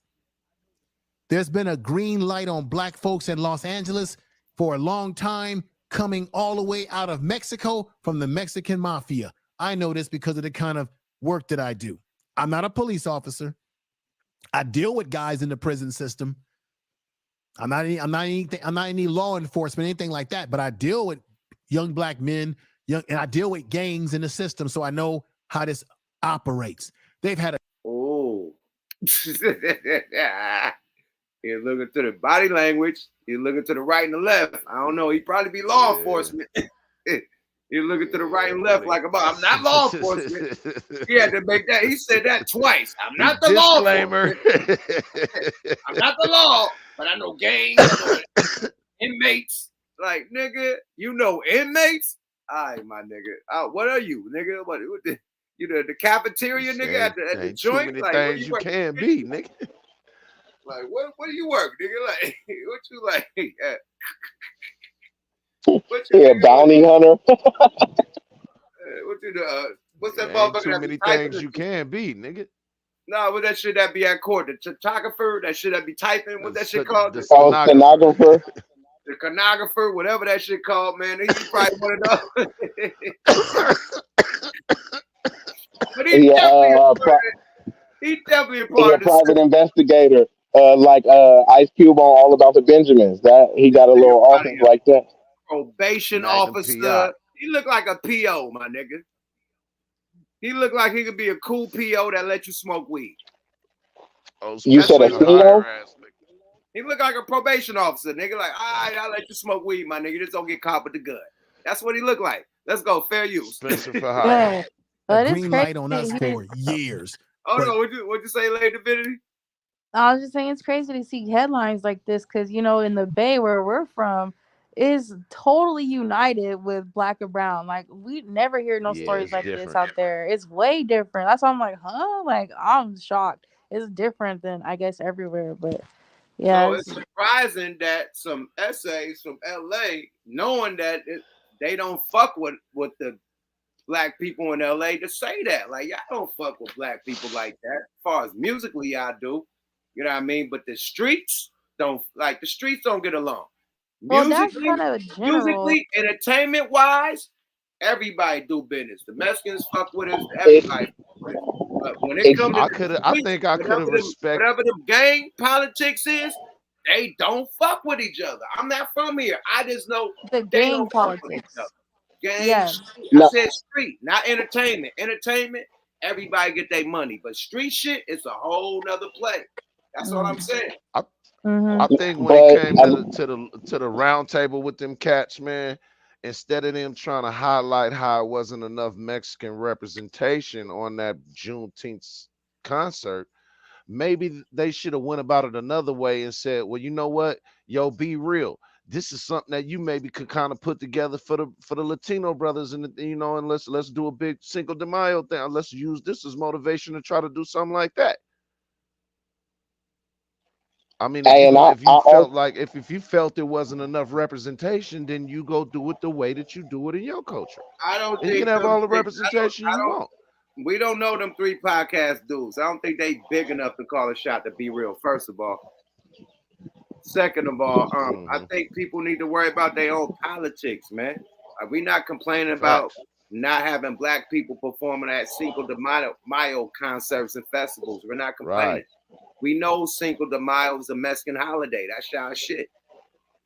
Period. We're not gonna say, "Hey, man, where's the African flag?" Like, there's no African flag flying Right. Cinco de Mayo. We fought for the civil rights for Mexicans to get their rights out here. We ain't get no African flag in Cinco de Mayo. We was on the fifth. Right. Like, we don't say nothing like that.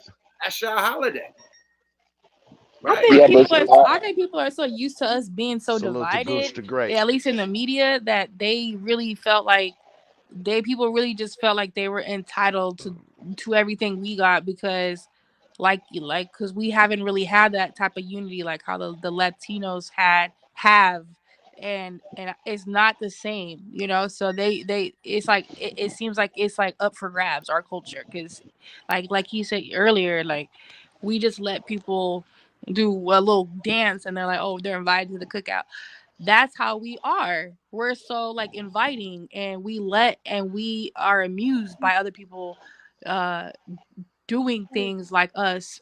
And so because of that, like I think everybody just feels like they have the right to do so, and if they're not included, then it's like discrimination or something. But really, there's no way that you can even level up if you don't unify. Like sometimes the isolation is required, like especially like for the Asians over here in LA, and the black communities that run all these stores, especially like in the swap meets and everything like that. They're making so much money off of us, and guess what, the spending power that we got is more than anybody in this country. And yet they come together and it's okay. They come together into our communities and profit off of us, and it's okay, and nobody's complaining about it. But as soon as we try to do something like that, there ain't no little Africa nowhere. As soon as we try to do something like And that, you know why that oh, is? it's a problem. It's because exactly what you just said. We have a very big fucking spending power, and as long as it's going in that direction, and we don't have a big earning power, as soon as Yeah. you start talking about earning, then wait, hold on. Then now you that means now you you're want to seen as a be threat, like us. Mm-hmm. Yeah. You're not and competition if you're not that's on why I the actually other just side want of to the push back on counter. the. Hold on, one Oh at a my time. bad. I just want to push back a little bit on the unification part. See, sometimes we think that because we party with people, and I'm not speaking on anyone on the panel. I'm just speaking in general. Because people will be unified. Once we're playing sports, once we're rapping, but the unification is in the legislation. So every group, like Dr. Claude Anderson said, Unfortunately, your race is like your team. So every group, rightfully so, is fighting for the betterment of their team foremost. So when we're inviting everyone in, that's degrading our team and they take everything out. So, like I said, if we were unified, we would be able to open businesses up in a Chinese or Hispanic neighborhood. It doesn't happen like that. That's not unity. But we're just supposed to allow them to do it in ours, you know. So that is not unity. I even asked the Hispanic person. I was like, "What type of unification?" And he said, "Oh, well, we buy the most rap music. Not every black person is yeah. Not every black person is a rapper. You know what I mean? So you're not buying rap for black people. You're buying rap because you enjoy the music. So you're doing it voluntarily for yourself, but you think that that's unity. It's not. If I buy a bunch of Ricky Martin CDs, that doesn't mean I'm unified with the Hispanic community. Unity is what Fred Hampton was doing. Hey, y'all got some issues political that y'all want me to fight for? I'll fight for y'all. Yeah, the We got Rainbow some issues. Coalition. The Rainbow Coalition. That's unity. Most people are not pushing for that. Ask most of your Latino friends if they support reparations for not for black people, for the enslaved descendants of child slavery. Most of them don't. How is that unity? But then but then they are saying, hey, they're supposed to be able to flood the border, and you're not supposed to, bro. In the '90s, Oakland was 47% black. Now it's 18% black. Richmond was 44% black. Now it's 18% black. So it's like, come on, bro. We're just supposed. That's not unity. And all like Jeff was saying earlier, the El Salvadorians took over the area. They displaced the black people over there. If the black person wants to go over there and set up a taco stand, he can't do it. But they're allowed to sell Tupac. They're allowed to sell Tupac and Yuck Mouth CDs, unquestioned. That's not unity. And what I'm saying is, I think we can be unified. I think there's individual pockets of unity, but I'm saying when we're talking about having a seat at the table, they go to the table worrying about their group. See, we're the only ones saying black and brown, but when you hear them speak, they don't say brown. Most of them don't even consider themselves brown. I just told you about how colorism. We be the ones calling them brown. The majority of them identify racially as white.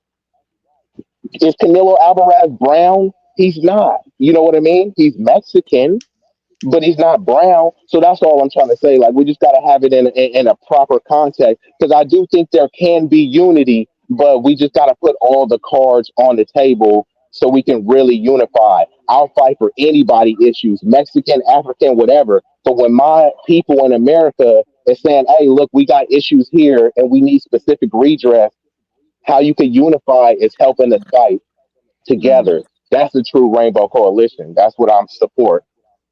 Right. Oh my God. Hey, this nigga Red Supreme breaks the whole history down, man. I gotta play a little content. Oh, Red Supreme is the Brody. Shout out to Red Supreme go crazy, man. So he break down the whole shit.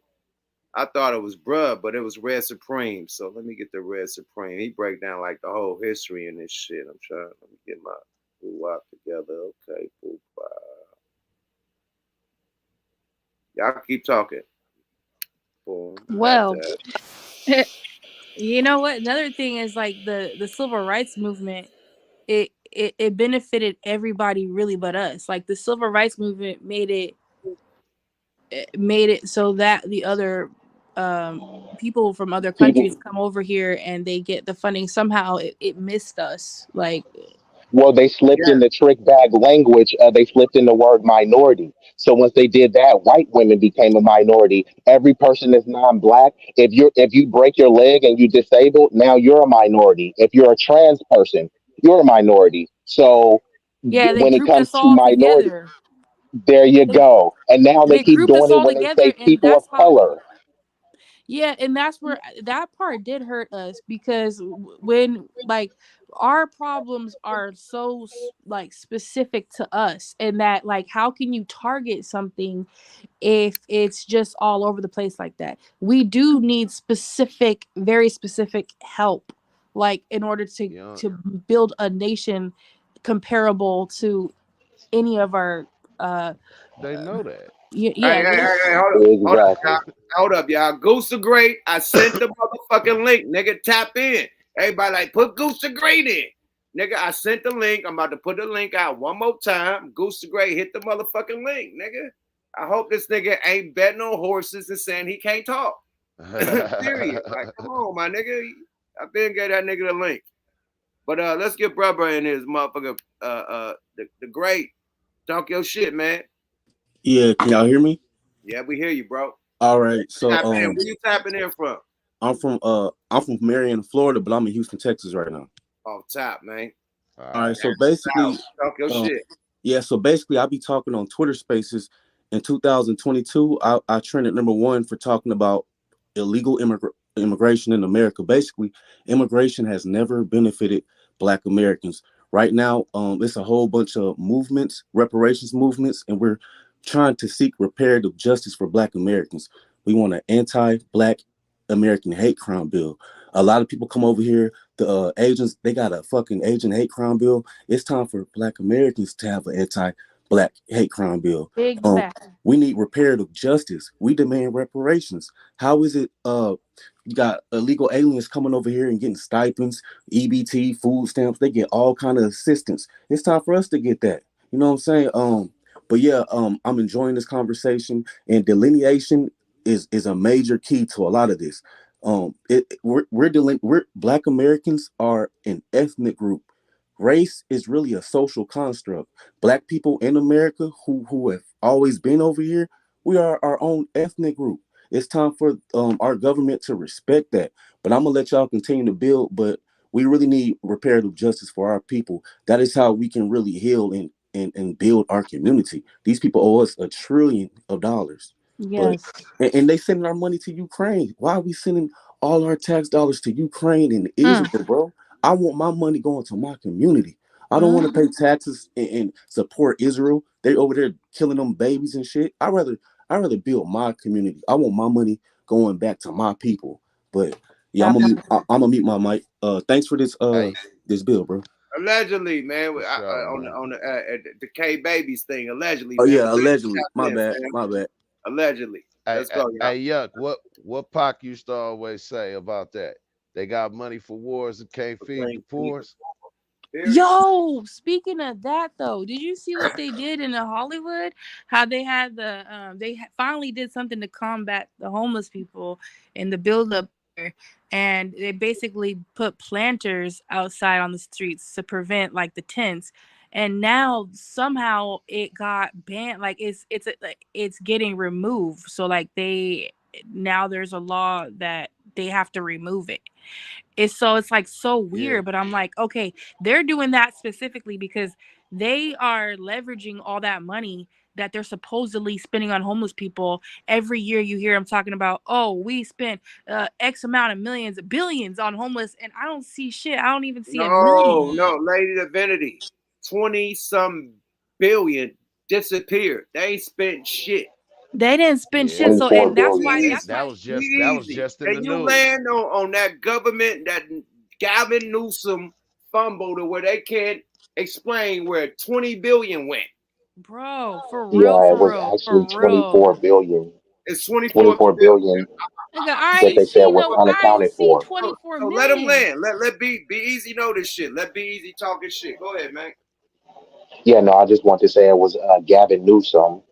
He's got 24 billion unaccounted for, but like the sister was saying, with the homelessness, it's not free to put those planters out there. So they're spending millions of dollars to put them out there, then they spend millions to take them back. So it's just like the doctor, right? If they give you a cure, then you don't need to come back. But if they give you treatment, then you got to keep paying for the medication over and over. If they maintain homelessness as a crisis, which 40% of the homelessness in California is Black people, if they maintain that as a crisis, it's a cash cow that they keep us divided, that nobody knows where the money is and nobody asks, because people's having arguments about versus battles and shit like that. So, it's all to keep us distracted. But the accurate number is Somebody 24 know. billion unaccounted for. Yeah, Yeah. 24 Somebody billion. know. They getting out of there the hell of shit. So this nigga done Somebody lost know where the money 24 at. billion, nigga. And we over here like wondering why California is in a drain, nigga. Why Frisco and Oakland is in a drain.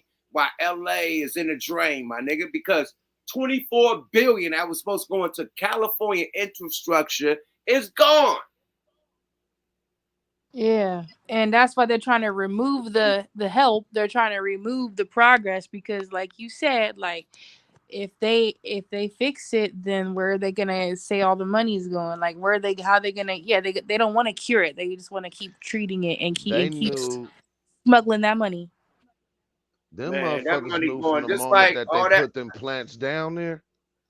They knew from the moment that they put them plants down there that shit wasn't gonna be cool because it's like, goddamn, these people are already homeless. Where else the fuck they gonna go? What you gonna tell them they gotta sleep standing up? So they knew they was gonna have to take them right back out. But if I go get a big ass budget in order to go put these plants down there, I guess we can just take the rest of what's left over and go on and put that in our pocket, huh? Man, Allegedly. listen, man, I don't give a fuck, man. Yo, we are giving hundreds, tens of billions to Ukraine and the small hats. For what? My nigga, we don't know nothing about the small hat shit happen in Germany. Ukraine, that's y'all. What the fuck do we gotta do with that? But we ask for reparations, everybody thumbing their nose up. Oh, no reparations.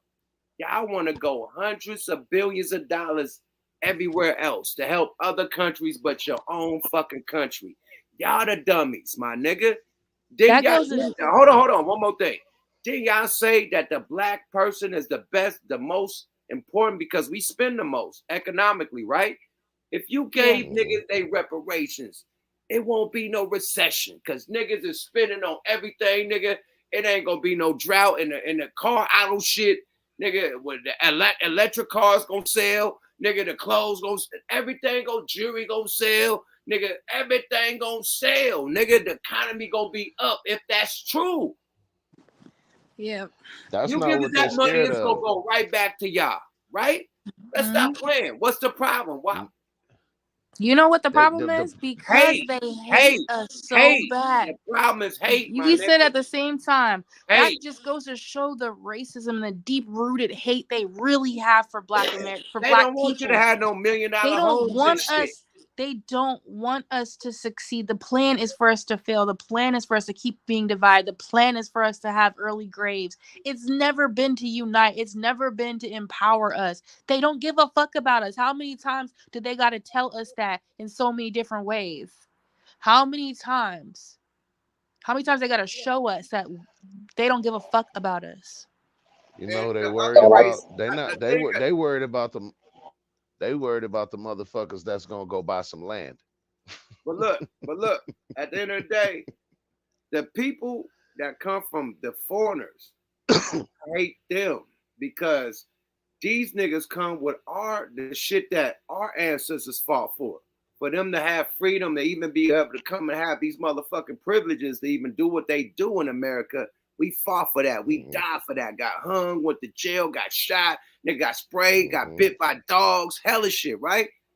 Sacrificed all our motherfucking leaders. Malcolm X, Martin Luther King, Huey P. Newton, nigga, Henry Ford. The list goes on and on. Sacrificed all our leaders for you niggas to come have freedom out here and y'all come and thumb y'all nose. Oh, Black Americans are lazy. Y'all don't work. Y'all don't vote. Y'all don't do this. Y'all ghetto. Y'all what? The nerve of you, nigga. Do you know where you came from? Right. And you have to always ask people Nigga, bro, this. I went Tell to the me, Bahamas. That shit a third world country. If you go off of that goddamn resort, it's a third world country. Just like everywhere else. If you go off that resort, it's a third world fucking country. We got it the best in America. I done been everywhere. We got the best in America, my nigga. Period. And the motherfuckers come to America because it's the best. That's why they move from their shit. I'm telling you. That's why they leave they shit. I'm telling you. And you come over here and put your nose up like, oh, well, how dare you? Go back to your country then, bitch. Yeah. And not only Here's the that, thing. You talking about Africans? Africans Talking hate about us. anybody that feel No, like they that. don't. anyone. Africans hate us. Anybody that Africans feel do like not that hate about us. us. You The African tripping? niggas don't even consider us African. They call us some other name. You're generalizing though, because like No, we're no, still. certain, not all, certain, a couple. I got a lot I of black, real black. You white, black. Nigerian homeboys.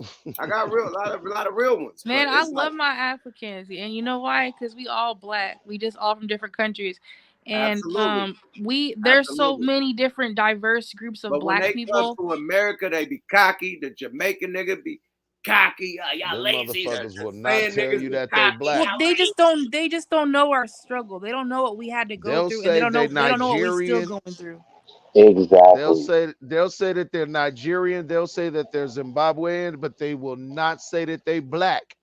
That's Because in American. their country, yeah, Well, because there They you they go. try In to their country, disassociate themselves from us. I don't think it's that and though. I think that the word black is created in America, and that's why they just don't call themselves black. Everybody is black, but even what That's Tyler why was, the African niggas don't call us African. They like, you're not African, you're black, and they call us some African. Like, and that's fine, and look, that's fine. what? Man, And be that's easy. fine. How's that Whatever. What fine? do the African? Because the Be reason why easy. it's fine is because these Can are I all ask Be terms Easy a created question? by. Lady Yeah. Divinity. Can I ask Be Easy? Be easy. What's the African word they call us? the one typically Nigerians call us a kata. That means like a kind of stray animal, like that no one cares about. Another one is a bead. That means slave. And then they call us Yanks too. Yanks. Yankees. Mhm. Okay, so we're being very, very specific because right now, like, I know a lot of African people uniting with black Americans too. But here's the thing: that's what they want. They want to keep us divided. Oh, you black, but you not really this kind of black. You different type of black. Like it don't You fucking can matter. hear what you can. It's a But lack this of. don't. This It's a comes Lady from these Divinity. people, though. You're a female. Everybody's gonna love the black female, no matter what. The black Right. man, we face something different. Different. We face something different. It's like you could ride through anywhere out here in LA. If you a black nigga, you can wear any color you want because you a female. You know what I mean? You a baddie, you good money. Let a nigga ride around here with all the different colors and in different neighborhoods. We gotta answer to something to watch our back. It's You getting different approached. for a black man. Yeah, It's that's true. different. Yeah, it's The different. And African nigga trying to date you. He trying to like, no disrespect, but some of them trying to wiggle and get a green card, trying to marry you, put one in you. Like they plotting. When they see a black American, it's like fuck you. You're not even African. That's all I'm saying. Period. That's an and experience I done experienced with a few of them, not all, but a few. That's it. when we delineate is not to be hateful. It's only when we delineate is when people have an issue. So, for instance, Asian people, I asked my Japanese person. I was like, "Hey, do you eat dog?" He was like, "No, I don't do that. That's Chinese or Korean." So they're all Asian, but they recognize that Chinese don't have the same culture as Korean, Japanese, Right. Filipino, etc. We are Black Right. American. Yes, people from Haiti are Black. They more identify as Caribbean, an entirely different culture. So it's not really about their Blackness. We're talking about lineage and ethnic identification. So ask Chinese people if Koreans speak for them. No. So Jamaicans don't really speak for Black Americans. They speak for Jamaicans, and there's Right, nothing wrong with that. right, So right. that's really where the issue that people have when you say, "Oh, we all Black." Go ask Asian people if we all, even Hispanic people. When they say La Raza, they're really talking about Mexican. They'll invite other people into it if you fit the bill. But Mexicans don't always get along with Venezuelans. They hate El Salvadorans, but they're all under the Hispanic banner. You know what Right. I mean? Mhm. So once we delineate, it's not to say we hate Africa. It's just most people have never been to Africa, don't plan on going to Africa. You go to Africa and people might show you love, but they see you as a foreigner because you are American. And there's nothing wrong with like kind of embracing your lineage, you know? And that's exactly the point I was trying to make, is that like it's not always meant to be like I'm looking down on you type of thing. Like some Africans just use different terminologies. Like even the term black was given to us by white American, was by white individuals, right? White people. So like certain black people, they don't want to refer to themselves as black because they want to take it back to the root. They're going to call themselves Moors because that's maybe the more accurate term, because it wasn't given to us by whites.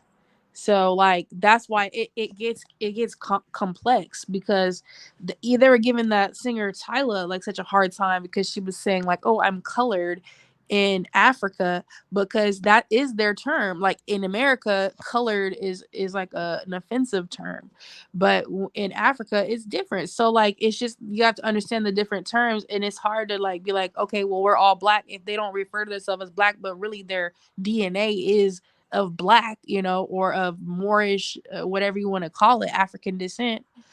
But it's Yeah, still like, the term And that's colored why people prefer. is a sticky it's a sticky word out here. I mean, but if you think about the NAACP, the CP stands for colored people. You know what I'm yeah, Correct. saying? And So, that's why I never used it. But colored people, black, it was black Americans was the only one considered colored. Now they lump everyone as a person of color. Jennifer Lopez is a person of color. Lucy Liu is you see what I'm saying? Like, so that's why I oh never yeah, use that term, because it's very offensive. And this is why when we say black, we don't mean it as the color, because the our skin is not the color black. We mean it as a nationality and an ethnic identifier, and that's why people have came up with terms like FBA, Foundational Black American, American Descendant of Slaves, to get away from that, because when we just lump in we all black, it just diminishes and kind of erases right. your culture. And when Russians come over here, they're considered white, but when you ask them what they are, they say they're Russian. So you ask a Mhm. Haitian what they are, they say Haitian. So when we're saying that we're American freedmen or foundational Black American, we're talking about our lineage here. We're not talking about necessarily our blackness per se. We're talking about our lineage. Just like when people say they're Nigerian, Mhm. they're not talking about their blackness. So sometimes we fixate, and that's why a lot of people were saying that Tyler is not black. When she's saying that she's colored, she's saying that she's mixed. And black is not something that you can jump in and out of and put on like a winter coat. You know, it's like either you're black. When they ask you on the box, they say, "Are you black, white, two or more other races?" Once you click other, that's a different box from black. So you're already saying that you're other, and hey, look, we still accept you, because we believe in the one drop rule, which was some racist stuff, right? We believe in that stuff. We'll call anyone black, you know what I mean? But will the other people call themselves black, i.e. The Yes. Rock, right? The Rock has a black dad. He don't consider himself black. You know what I mean? So sometimes we try to put blackness Rock on got people just all because they Samoan have black. tattoos, Islander tattoos. You would never think the Rock is black at all. And, and that's all Besides, I'm trying to say. besides the music he played when he work out. That's it.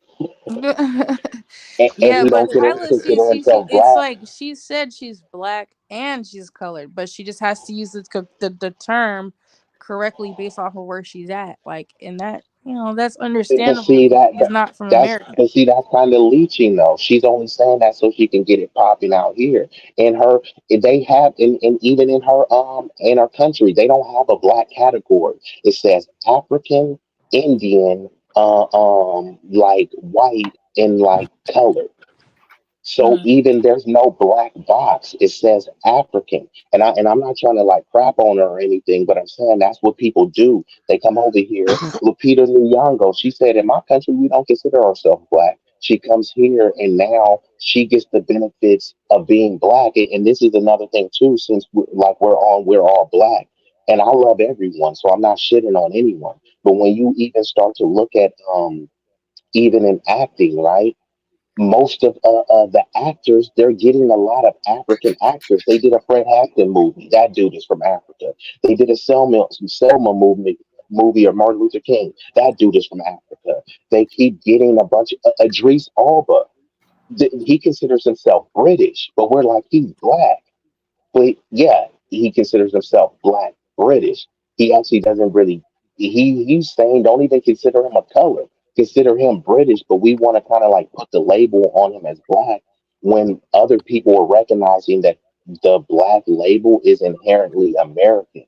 Now he Yeah. will use it when he comes here because he wants to play in The Wire and get all these other movies. But as soon as he does an interview, he's like, "I'm not black. I don't see color."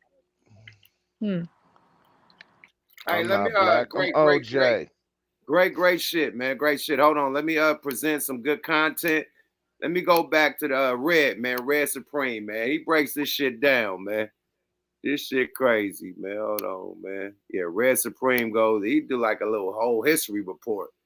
Red Supreme ain't playing with this shit, man. So let's get a and no disrespect to my essays, my Latinos, you know what I mean, my Spanish people, you know what I mean, my Hispanics, I got a lot of homeboys. It's just homeboy breaking down the history of, back in the day.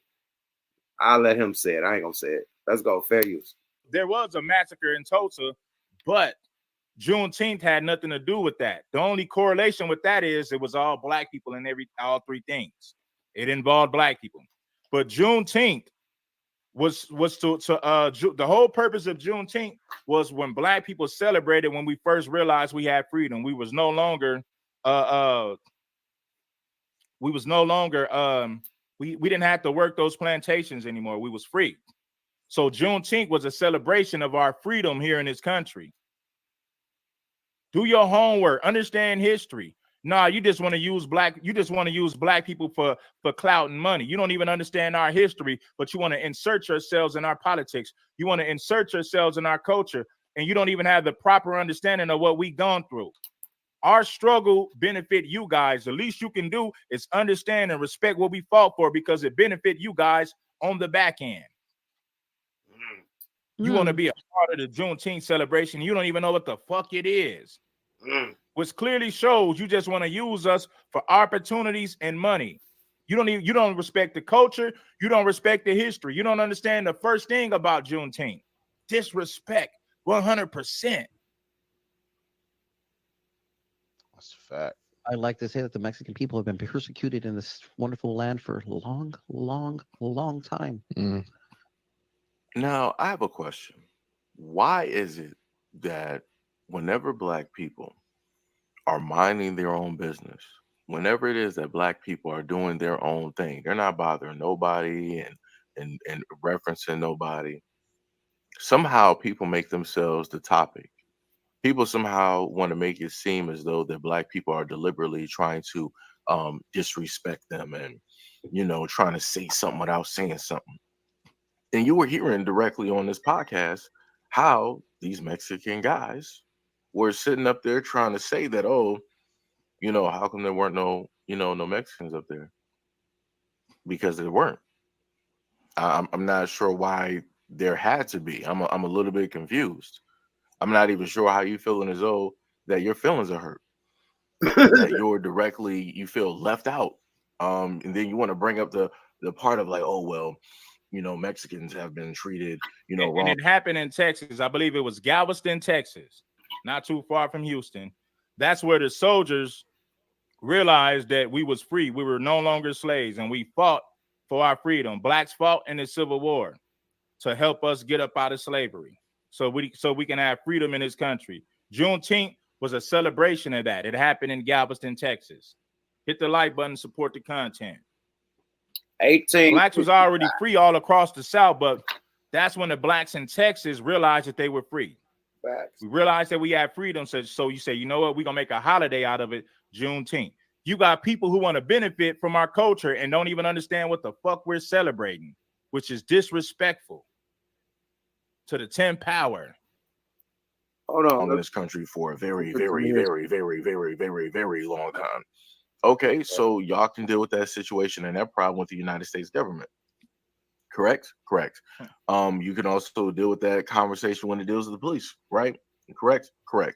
But I'm also going to bring up this one thing as well. Dr. Hector Garcia was a physician, military veteran, and advocate for the Now right. listen, he's gonna bring up some facts about their leaders.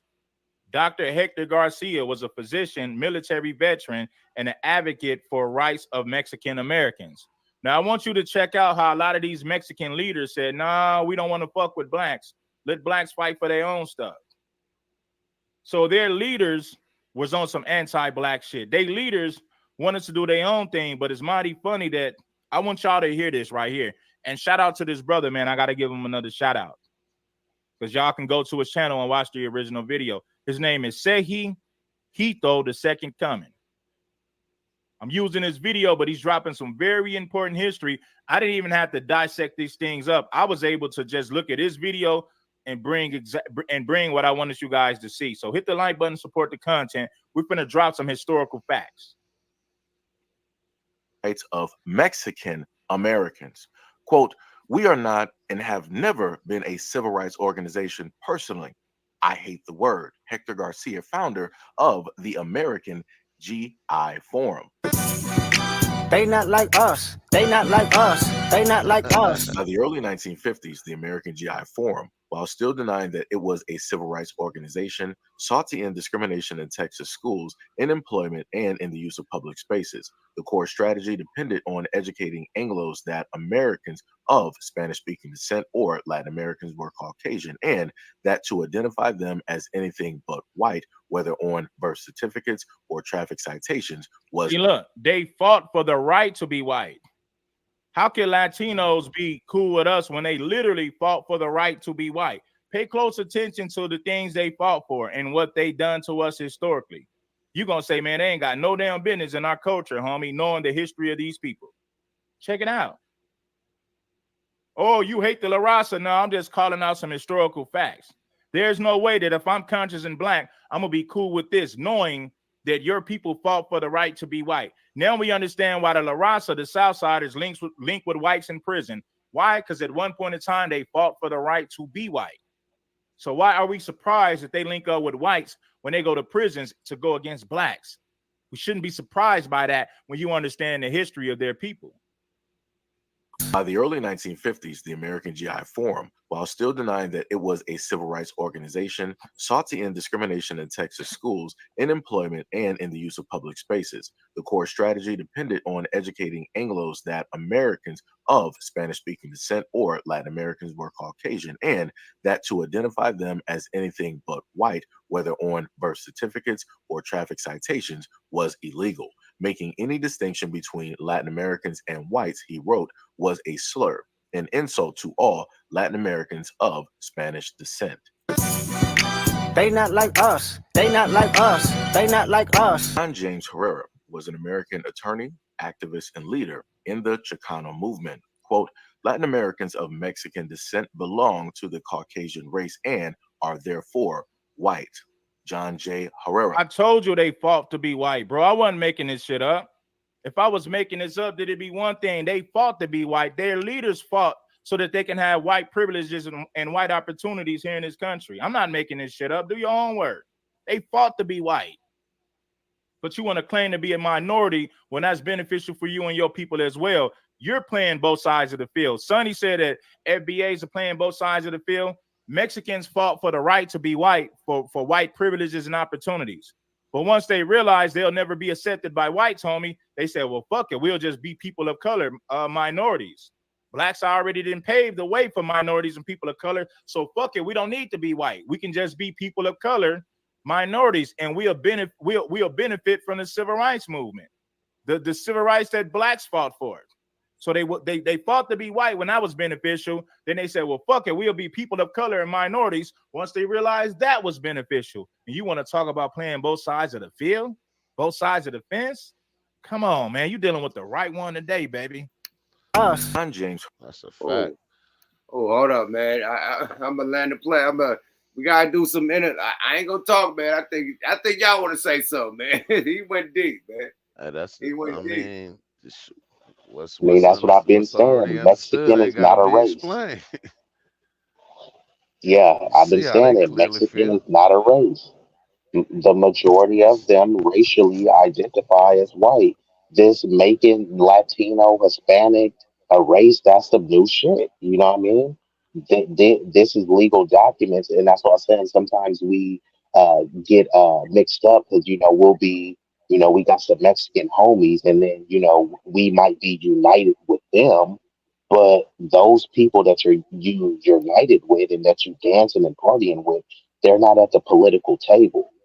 These people are. He's showing you the leaders of the movement that are speaking on behalf of Latin Americans, and this is what they're saying. Yeah, we don't we don't rock with civil rights. So we got our heads bashed in, hosed, dog sicked on us, lynched for civil rights, and they come in and take advantage of the civil rights and say, yeah, but that's not what type of organization we are.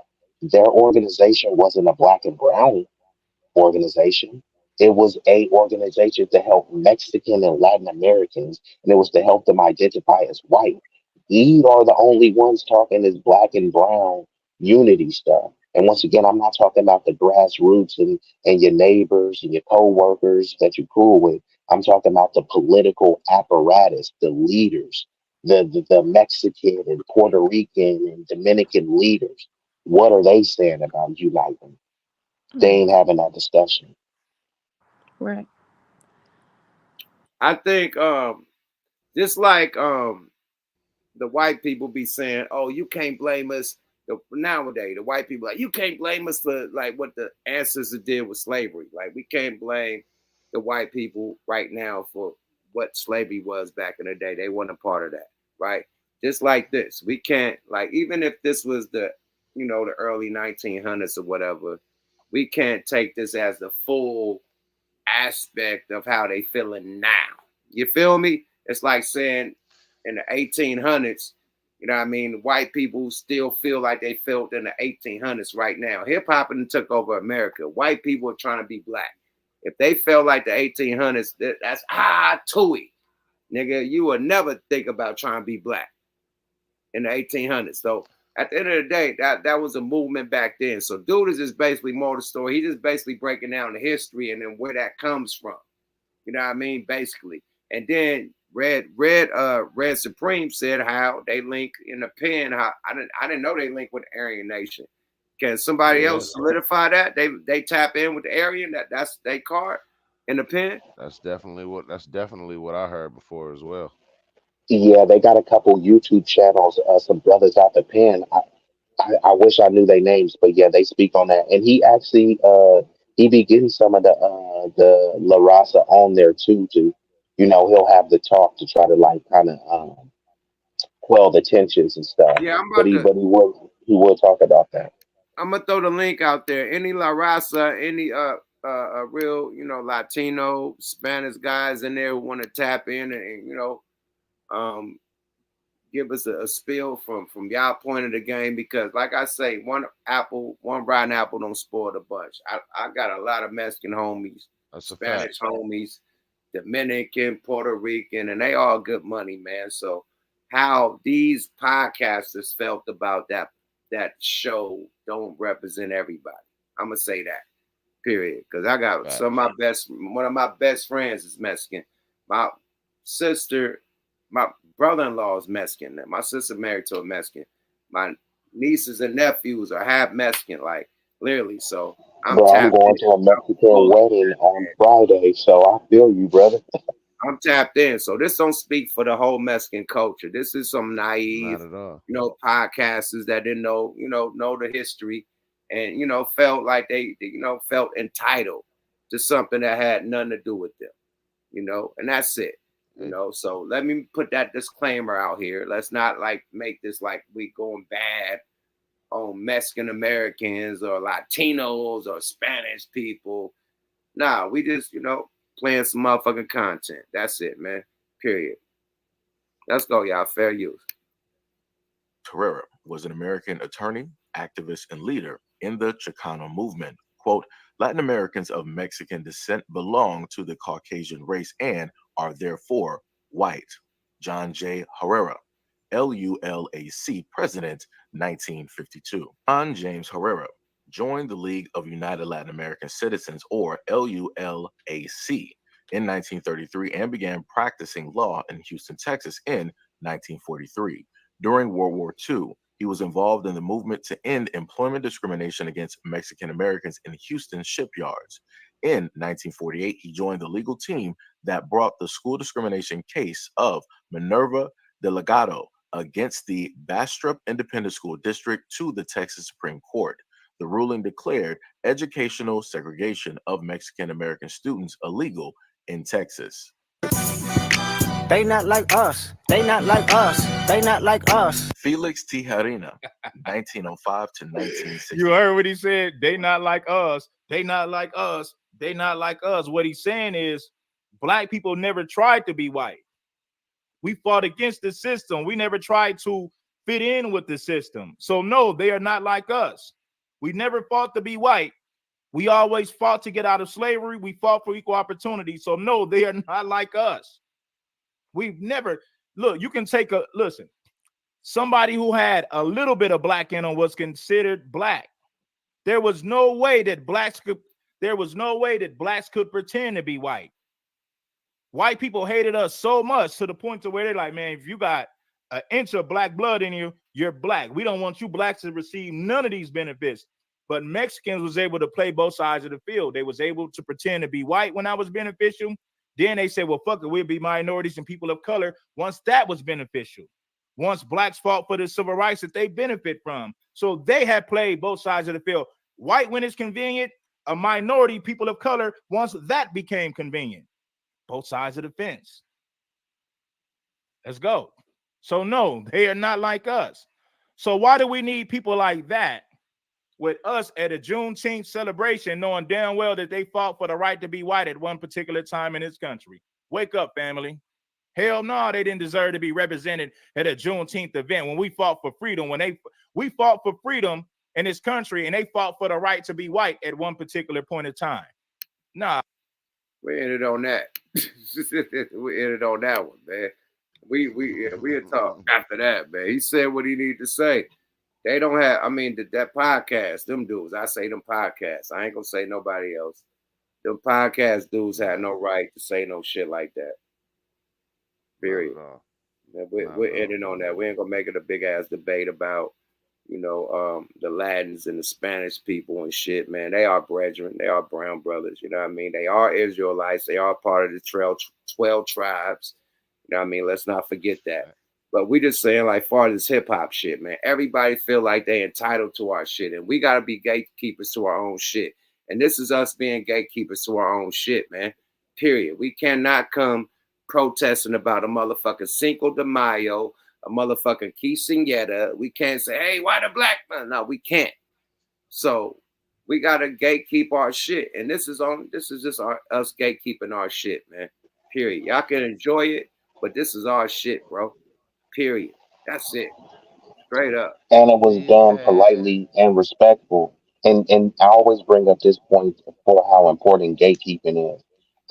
Everybody on this panel know who Tony Yayo is I'm talking and the about Heavy G. Hip hop is for everybody, but I'm talking about that June 16th. That's us. Like, yeah. And you can participate. Hip hop is for You can everybody. contribute. You know? Right. Yeah. Yeah, You it's like participate, you but just don't colonize, right? That's all people are saying. Like, we want everyone to participate because we love everyone. It's just don't try to colonize. But I always bring the point up of gatekeeping with Tony Yayo. Tony Yayo used to be doing that thing, where he waved it in front of his face. You know what I'm saying? Wave the hand in front of his face. You know what they call that now? The John Cena. And John Cena was on I can't remember, he was on one show and they was like, hey, how'd you popularize that? He said, actually, I got it from Tony Yayo. But since, John Cena is a more bigger name, he took something from Tony Yayo, and now what Tony Yayo originate is called the John Cena. And this one too, Travis Kelsey, the Chiefs from the tight end from the Chiefs, he started getting the taper fade like we always been getting, and they were starting to call it the Kelsey cut. Wow. Oh yeah, they called it the Kelsey cut, a fucking taper fade. They called it the Kelsey cut. Like the white nigga was the first one to do a taper fade. That was mania. And salute to my white niggas, but that was mania, bro. I see that shit like, whoa, that's the Not, first one. not even to mention, remember the Smees that was created in Oakland by Chongi? They tried to take that in Fortnite, and it was not a black person doing it, and they tried to call it something else, and I don't even remember what it was, but it was like he had to fight for that, and he was the originator of that dance, and they stole it, renamed it.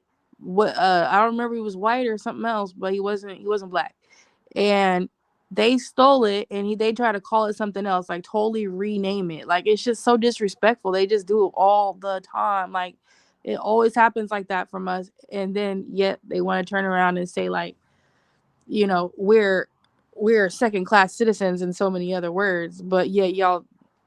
Or their favorite one is that we have no culture, except all of the culture is from what, bro. Think about random words, bro. We'll take a word that we didn't invent and then make it dope, right? I.e., dope, fresh, lit, litty, like just all of that's cap. You know what I mean? I wish a motherfucker would. This person could never. Like you could just go down. I'm like, damn, all of that is just like colloquial terms, colloquial terms that we All come up gas, with. no brakes, nigga. Like all types of Everything. little Gas slogans, breaks, yeah. man. Like, come How on, many man. Slow motherfucking down, names turbo. we?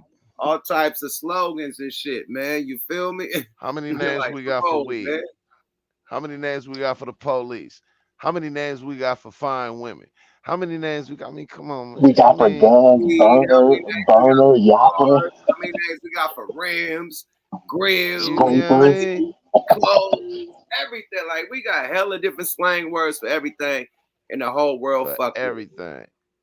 Everybody fuck with Well, it, you man. know So what, this is man? When not it no. come to this, Let me go ahead. land right quick. This is showing how big hip hop is. We should be proud.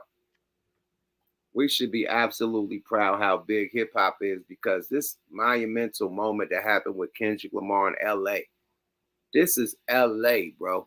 He brought out L.A. legends and L.A. Underground legends, and it was a celebration, right? Now everybody want to make it their moment.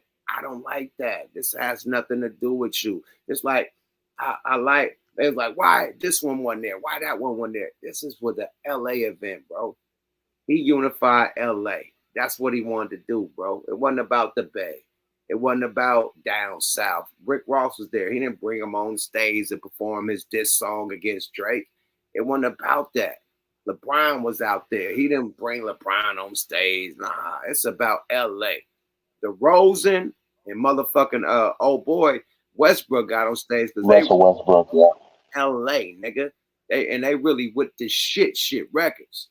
Nigga, the Rosen from Compton, the old boy from the y'all know, period. Y'all know where Westbrook from. He throw the C in the air. Period. Right. At the games. So he up there crip walking, 60, right? Yeah, that big ass tall nigga crip walking, you know what I mean? The nigga click clacking his heels and shit, slapping the ground. Nigga, like really like how they do it at a function. Nigga, this is LA. That's how they get down. And you got the nigga Maul talking about, oh man, these niggas is shaking their ass and twerking and merry-go-rounding. Maul, you act like you ain't never been in LA before. You said niggas was merry-go-rounding and twerking.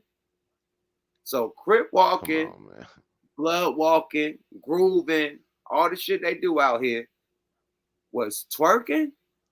That's disrespectful, my nigga. Yeah, I am peep this. I seen a video It's of coming. some It's not Mexicans only doing the coming same thing. let me finish. It's not only coming from other race, not only coming from other races, it's coming from our own race too. You got the Akademiks, you got the Mall, you know what I mean? You got them niggas going bad, like it was something bad. The nigga Mall said this is a DV set because Dr. Dre got on stage. Now Dr. Dre is trending. I mean, Barnes, what's her name?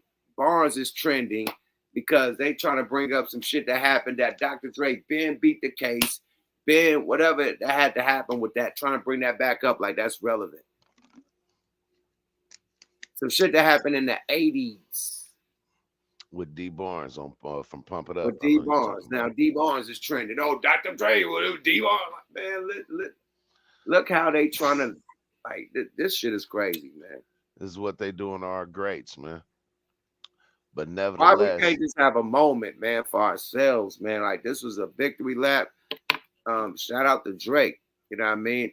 He definitely put up a fight. You know what I mean? That nigga, this is the hardest I heard Drake come lyrically in a while. I've been waiting for bars from Drake. Drake is the most melody nigga. He be in pocket with all the styles. He went bars.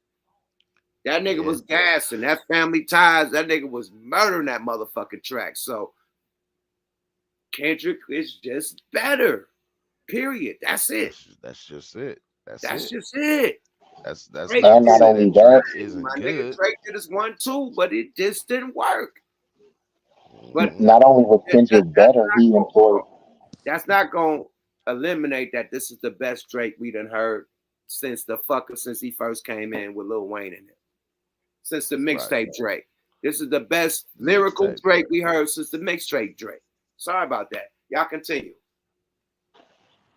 No, I was just gonna say real quick that Kendrick was better, and he also employed a better battle strategy, because that's what it was. It was a rap battle. So strategically, he just executed a better game plan on top of his content being better, in my belief. Bro, I think when it comes to this music, American music overall, which is the most popular music in the world, most might say, the soil, it all goes back to Negro spirituals. Through that was the birth of gospel music, and everything else is a branch off that tree that we invented. I don't give a motherfucker about what rock and roll group you go get. They're not better than Parliament Funkadelic. It's not too many better guitarists than motherfucking Prince. I mean, come on, man. We give y'all that. So Before all Vanilla I'm saying is wipe your Vanilla feet Ice, before you come in our house. Before Vanilla Ice, it was MC Hammer. I'll leave it at that. It was Hammer. Before Elvis, Hammer. it was motherfucking what's my guy name? Chuck Berry. Little Richard and Chuck Berry. And Little Richard. But they've always done that. That's why I was a Osmonds for the motherfucking Jacksons. That's why I was a New Kids on the Blocks for New Edition. That's why I was a motherfucking Iggy Azalea for motherfucking Nicki Minaj. That's why I was a Justin Timberlake for motherfucking Usher. It's always been that. Facts. They got the instinct for the Drew Hill. Right. It's always 98 degrees for Jodeci. It's always been that. Battery Boys. That's H-Town. It's like it's always been that, bro. You know what I mean? So, I mean, shit. I don't know what it's like to be second as far as when it comes to that shit. But what I can say is that when you the original, I mean, when you're great, you gotta expect to hate. It's a whole lot of motherfuckers that didn't like Michael Jordan. No, let's be real though. Let's be real. Okay, our culture is like the black culture is popping right now. Now, what culture did the black culture that was somebody else ever copy? And then the white people copy this too. When that nigga Bruce Lee came to America, everybody was kung fu fighting. So black people wanted to be Asian, nigga. It was white people wanted to be karate niggas. Then Mexicans, everybody wanted to be karate niggas, right? That was the only movement that another race had that everybody wanted to do, besides martial arts. Hate to break it to you, but martial arts was also created in Africa.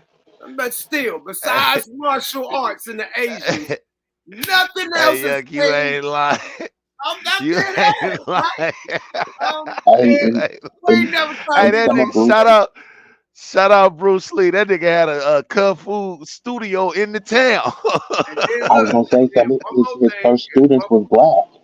One more thing with the rappers, we wanted to be the mafia. When motherfucking Scarface came out and Goodfellas and all that shit, all the rappers want to be Gambino, Godfather, that shit. Lucianos. Even Them still, Them oh, it's too. mob Influenced by because the mob, the We're mob is influenced by the Sicilians and the motherfucking Asians. That was the only two. That's it. Right? Yeah. the Yeah. Italians and the I Asians. mean, Yep. The look at the Italians and the Wu-Tang. fucking Asians. That's it. The Wu-Tang Clan is heavily influenced by martial arts movies and in that whole little lane, right? You know what I mean? That's it.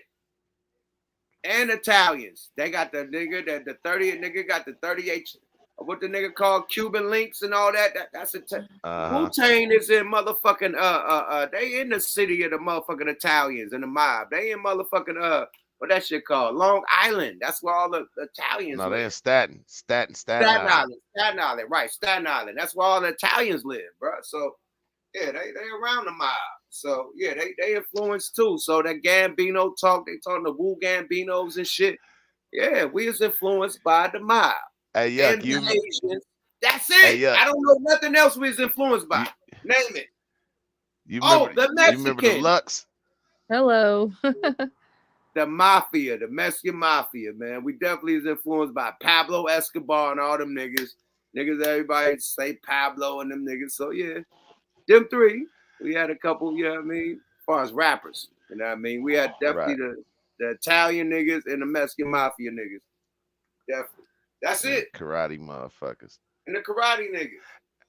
Hey, Yuck, you remember this spot called the Lux downtown? Yes, the movie theater. And all they showed was karate flicks back in the day. Nigga, on Broadway. On Broadway. You go to the Lux, nigga, you pay like $1, nigga, like $1 or $2. And watch 15 movies in that motherfucker. Nitty in that bitch, nigga. I used to go to East Mall to the 4-star theater. The 4-star, nigga. I got kicked with a motherfucking screen on The Last Dragon in a Kung Fu outfit. Because everybody was Kung Fu fighting in front of that motherfucker when it came on. I got drop kicked. Cobra Kai. And I'm a nigga that, boy, I swear I was taking Taekwondo at that time, right? So I wore my motherfucking gi. I wore my gi to see the movie with my little I had my yellow belt on. I had my National Dollar Store Kung Fu shoes on from Eastmont Mall. You get the karate shoes from the National Dollar Store. So I had my little white coat. I used to get mine from Swans.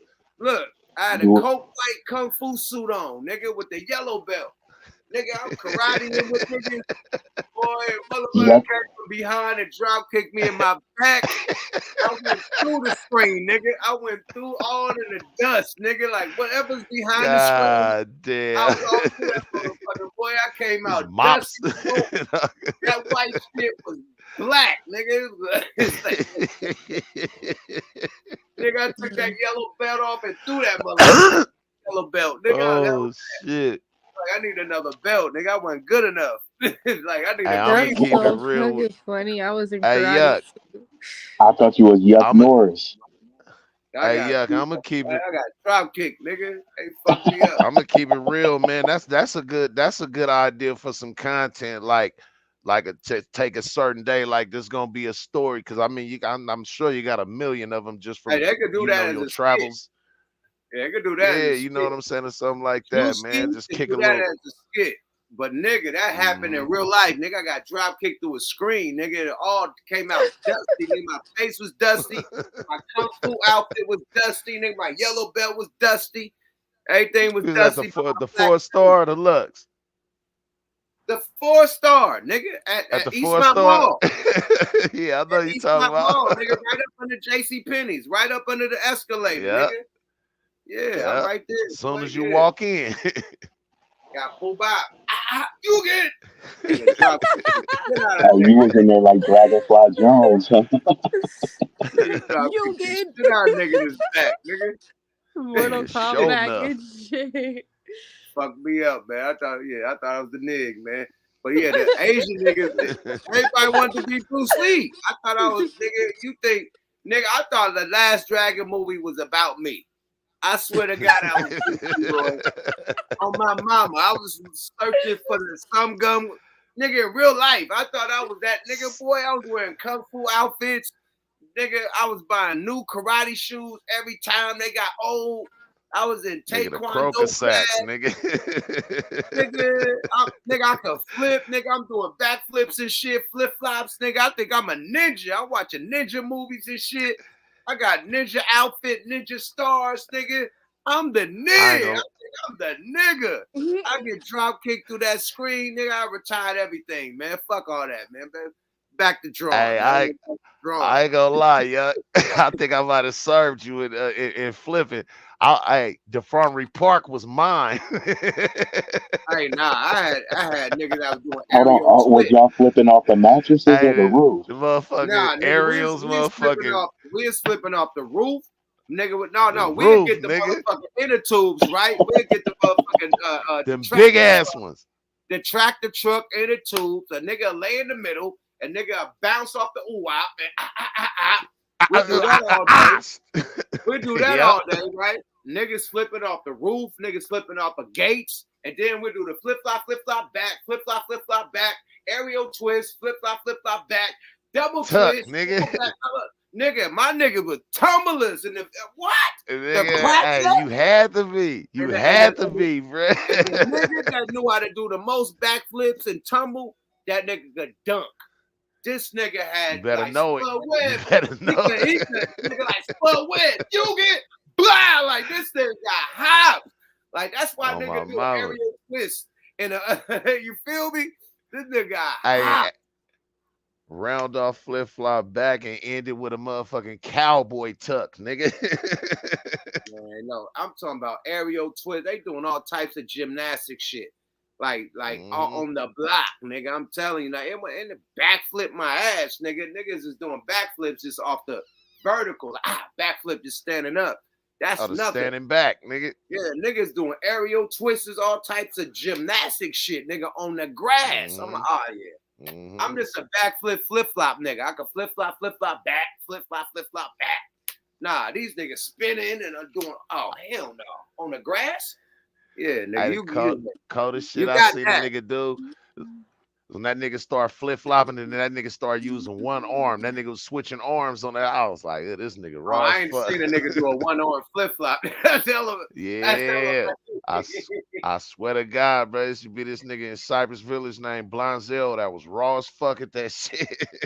They got a one-arm flip-flop. He the nig, bro. What the fuck? Bro, that nigga flip flop and be switching arms like from one arm to the next, doing one arm flip flops. I'm like, man, this nigga hard as fuck. Cardio push-up game and pull-up game was heavy to do them. Do that. Yeah, nigga, action figure body ass nigga. I knew it had to be a buff nigga. It could not be a skinny nigga doing that. Nah, you gonna snap that motherfucker. Nigga, I'm talking about was buff as shit. That nigga was buff, nigga, everything buff. That nigga could hop on the roof in one bounce. Nigga, that nigga jump everywhere. But check this out, man. Great night, man. Appreciate y'all, man. It's been a great tap in, man. We went around the planet with the shit. I do want to share some more shit though, right quick before we get up out of here. Do you think? Because I wanted to share the academic sympatemic shit. That's what it was about. Or should we not ruin it with that? We ended on a good one. Fuck that bitch ass nigga, right? Yeah, let's end it on a good note. If anything, do another stream and touch back on it because I thought this was a great build, bro. Y'all brought a great perspective. Yeah, that's a good one. We don't need no sucker MC shit. So appreciate y'all, and then salute to my Latinos, my Hispanics. No disrespect. Salute to anybody that fuck with hip hop. We appreciate everybody that fuck with hip hop because hip hop is a culture for everybody to tap in with. We the wave, man. We have no problem with it. The only thing we have a problem with is when motherfuckers try to take it from us and act like we're not the originators. Now, that's when we got to come to the round table and huddle up and talk our shit. You know what I mean? And we can't claim anything that y'all made in y'all culture and y'all race as black. We can, but we're not going to land on it. We're not going to, hey, we did that. We were the first. No, not going to do that. But we're going to claim hip-hop and the hip-hop culture. That's us. Period. It's a fact. On that note, Good morning, America. Man, y'all want to get some shout outs before y'all get up out of here? Let me give a shout out to Lady Divinity from Smoke a Lot Radio. Yada that Yes, sir.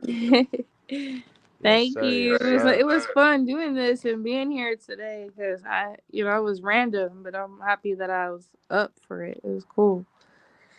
No, we gotta do more of this. Like when we do our Smoke a Lot Radio, when we can't get the big boy artists in the building, we can always do a StreamYard. You know what I Right. mean? And send a link to the people that's out of town, the big artists that's out of town. And then we Yeah. able to back in with the people like this. They could tap in and ask questions and shit. So it's more interactive right here. So yeah, we definitely need to do more of this, Lady Divinity. I agree. And you're a good That's a fact. motherfucking lady's voice, because the ladies been scared to come on a motherfucker. They be scared to come on this bitch and talk their shit. So you definitely was like talking a lot of Yeah. like knowledge. You spread a lot of knowledge from a female's point of view tonight. So we appreciate you. Thank you. Oh, balance. of course. Good Thank balance. you. Yeah. And thank y'all, nigga. Be easy. Thanks for tapping back in, nigga. You been gone, nigga. You been lost in the applesauce. Man, you know what? Yeah, you about to see me popping up a lot more. But I mean, I still be watching the streams and shit. Like I said, I've seen the Fresh and Fit, but I'm definitely gonna be more active. But I'm doing like a lot of stuff on the ground for our people, bro. Like in terms of mentoring, like backpack drives, tutoring and stuff like that. I got a lot of programs set up. So I definitely appreciate you for having this space. Shout out to everyone on the panel. Lady Straight Divinity up, for adding salute. that feminine touch. Network Calico and Yuck, you know what I mean? You one of the goats, bro. So you know what I mean? Salute to you, brother. Thank y'all for tapping Yeah, in. salute to everybody. It was a Sir, great man, show. no doubt. How can we find everybody on the gram or Yeah, everybody get give y'all a shout Yeah, out. Yeah, I can find my y'all. Instagram is on my thing. Mine's is at b dot easy with a z that dude. And anybody that follow me, I'll follow them back. I'm in the Bay, in Oakland, so it's like, man, if y'all want to network and put something together, I mean, I do photography, film. I got a crew. I got models and stuff. So, I mean, let's put something together. for show? Straight up, straight up. Nettie, Lady Divinity, what's your hookup? Nigga, everybody want to know what's your IG. I'm about to Bullshit. follow everybody back too. Mine is Lady Divinity, exactly how it's spelled. Lady Divinity with all eyes.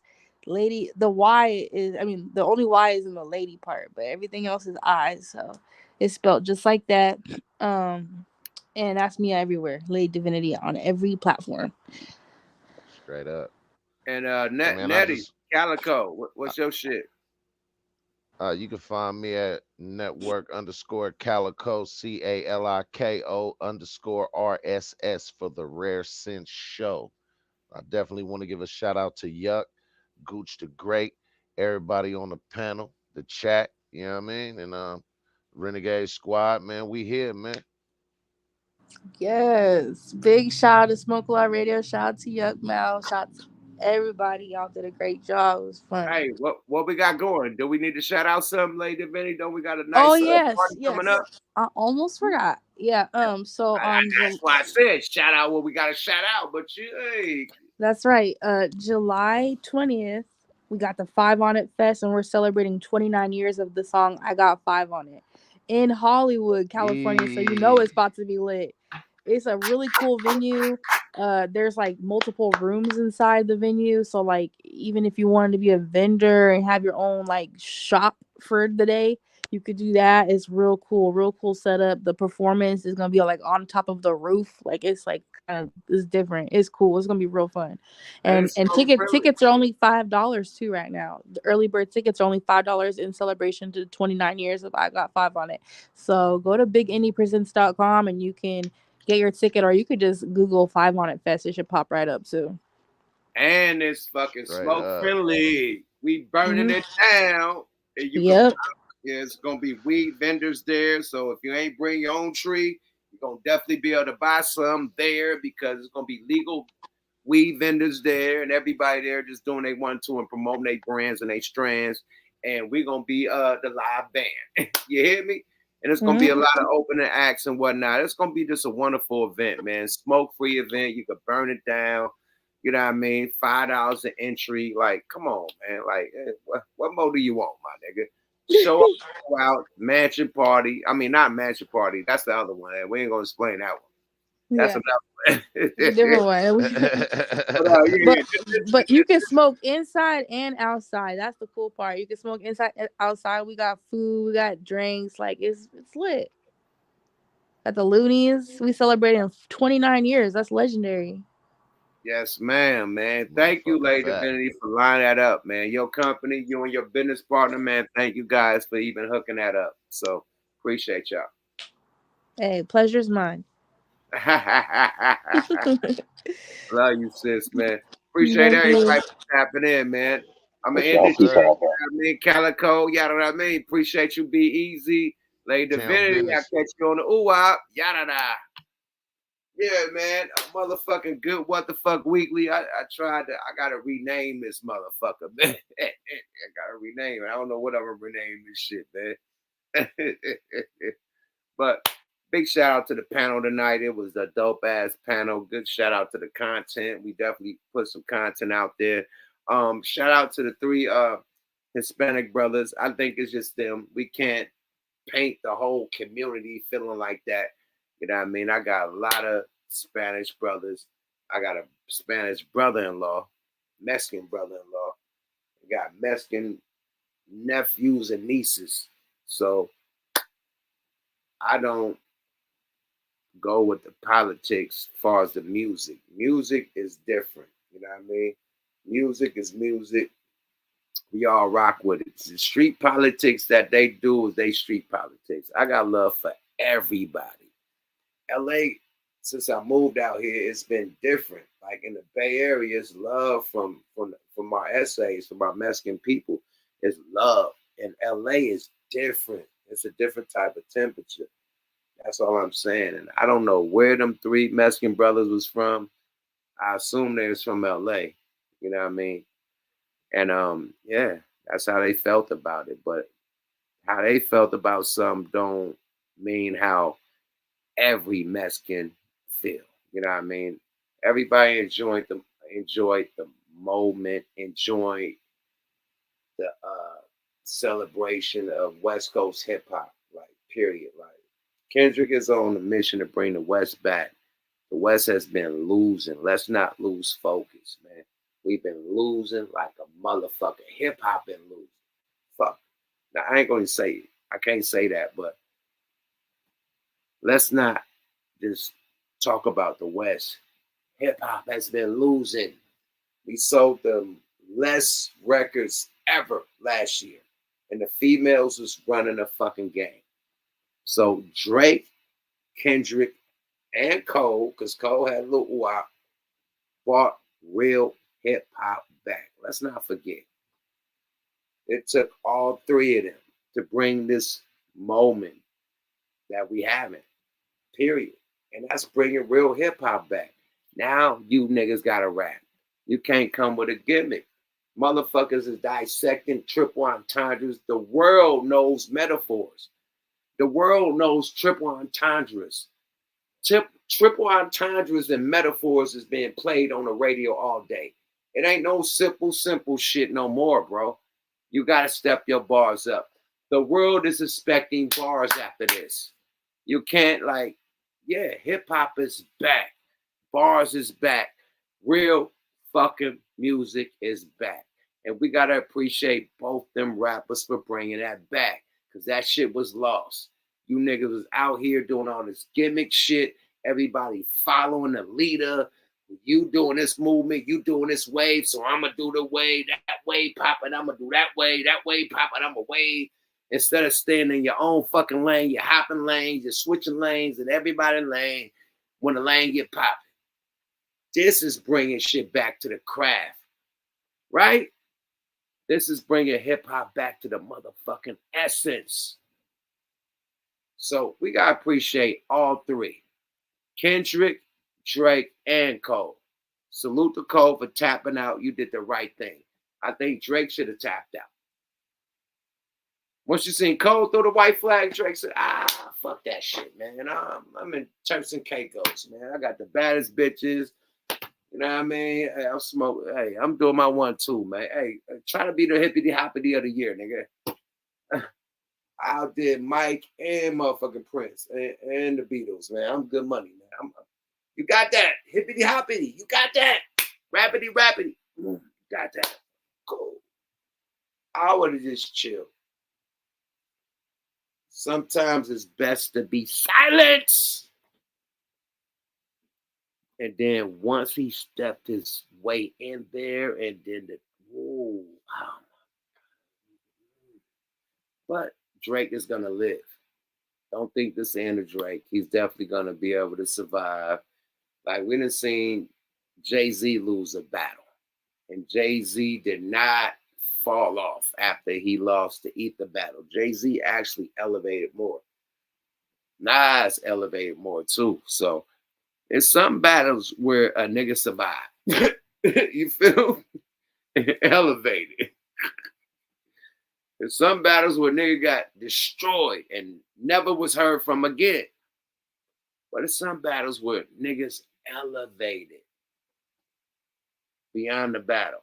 You know what I mean? So it happens. And Drake is going to be one that elevates. He's not going to lose, man. Drake is the top dude. They got a big machine behind that dude. So they're going to put some bread and figure out something. But this battle, you lost.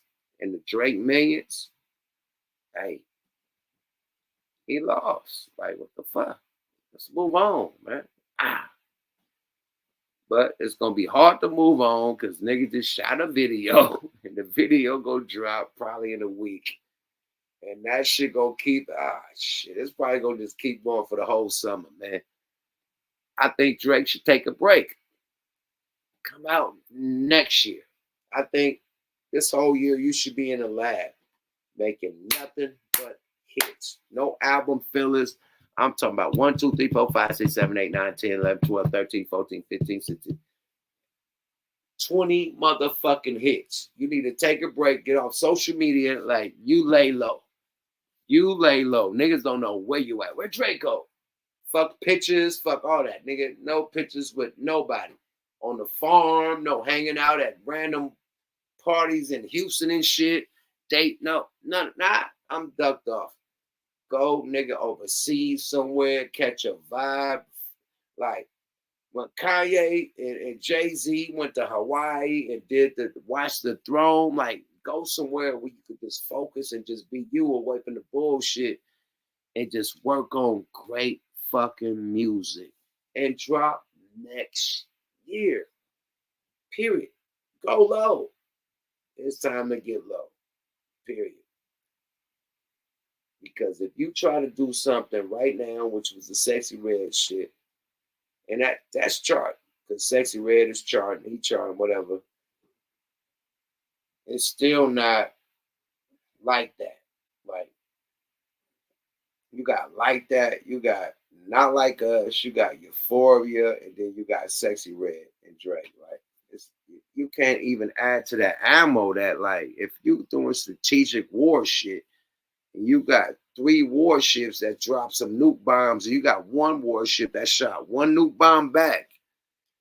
Ouch. No, 2, because family matters. Wow. 2 nuke bombs. No, 3. 2. Family Matters and Sexy Red. That's your. Yeah. It's time to regroup. Chop. Lay low. Retreat! You know what I mean? 48 laws of power, man. Retreat so you can live another day to see another battle, man. I think that's one of the laws in 48 laws of power. Retreat so you can live another day to see another battle. I think that's somebody tell me that law of 48 laws of power. Is that I don't know if that came from Sun Tzu or 48 laws of power, but it's a retreat and when you're outnumbered and you will live. Is that 48 laws of power? Somebody in the chat, give me right. Give me right. But nobody. Anyway. At the end of the day, man, salute to my Hispanic people, salute to Kendrick Lamar, salute to Drake, salute to everybody that showed up, Problem, shit. J-Rock, motherfucker hippie, nigga, the black hippie, Dr. Dre, nigga, Mustard, nigga, Tyler the Creator, nigga, the Meet the Whoops, nigga, all them niggas, Proud, everybody, nigga. Hey, that shit was hey, Schoolboy Q, Ab Soul, hey, that shit was a fucking DJ Head, his whole set. Hey, that was a movie, man. We can't erase history, man. History was made on Juneteenth. And hey, it's a win for hip hop. We out this motherfucker, man. I could go on and on, man. Good morning, America. We out this bitch. Y'all Mouth TV, subscribe to your guy. I'm giving out PlayStations. I'm giving out motherfucking flights to LA and hotels. I'm giving out money, man. Hit the motherfucking subscribes, man. When we get to 60,000, I'm giving y'all some more money. When we get to 70,000, I'm giving y'all PlayStation. When we get to 80,000, I'm giving y'all some more money. When we get to 90,000, I'm giving y'all a Mac computer. When we get to 100,000 subscribers, I'm flying y'all to LA, man. 2 flights. You and whoever you're bringing. 1 hotel, like I said, y'all better share the room. And y'all gonna be out here for 2 days. You know what I mean? Thursday, live, Smoke a Lot Radio live. Next day, Friday, you know what I mean? Friday Night Phase, back to back. La Lazy, all expenses paid. So I'm giving back to y'all. I don't make shit off YouTube, period. But my appreciation for y'all tapping in, I got to give back, period. I get a lot of cash apps. I salute that. So salute to the people that's giving the cash apps. I got to give some cash back. You dig? So, yeah, we about to level this shit up, man. So hit them subscribes on the way out. And you will be, I'm taking 50, I said 40. I'm taking 40 names. I'm putting them in a bowl. And I'm going to scramble them up. And I'm going to pick the name, period. 40 or 50 names. It ain't going to be like 1 or 2. I'm scrambling. I'm going to do the shit live. Put a big-ass bowl with everybody's name, everybody motherfucking ooh-wop. Shake it up and grab it. And boom, do it live. And whoever wins, boom, we're going to do either the Cash App transaction. We're going to get the email so we can see you the computer or see you the PlayStation and so on and so on. So let's level this motherfucking channel up, man, because I'm going to get back to y'all, man, period. Even though we ain't monetized. But just for the motherfucking movement, I'm ready to do it. You dig? We out this motherfucker. Yuck Mouth TV, subscribe to your motherfucking guy. You dig? Let's win. Win, win, win, win. Shout out to J-Rock. Let's win, my nigga. Bye-bye now.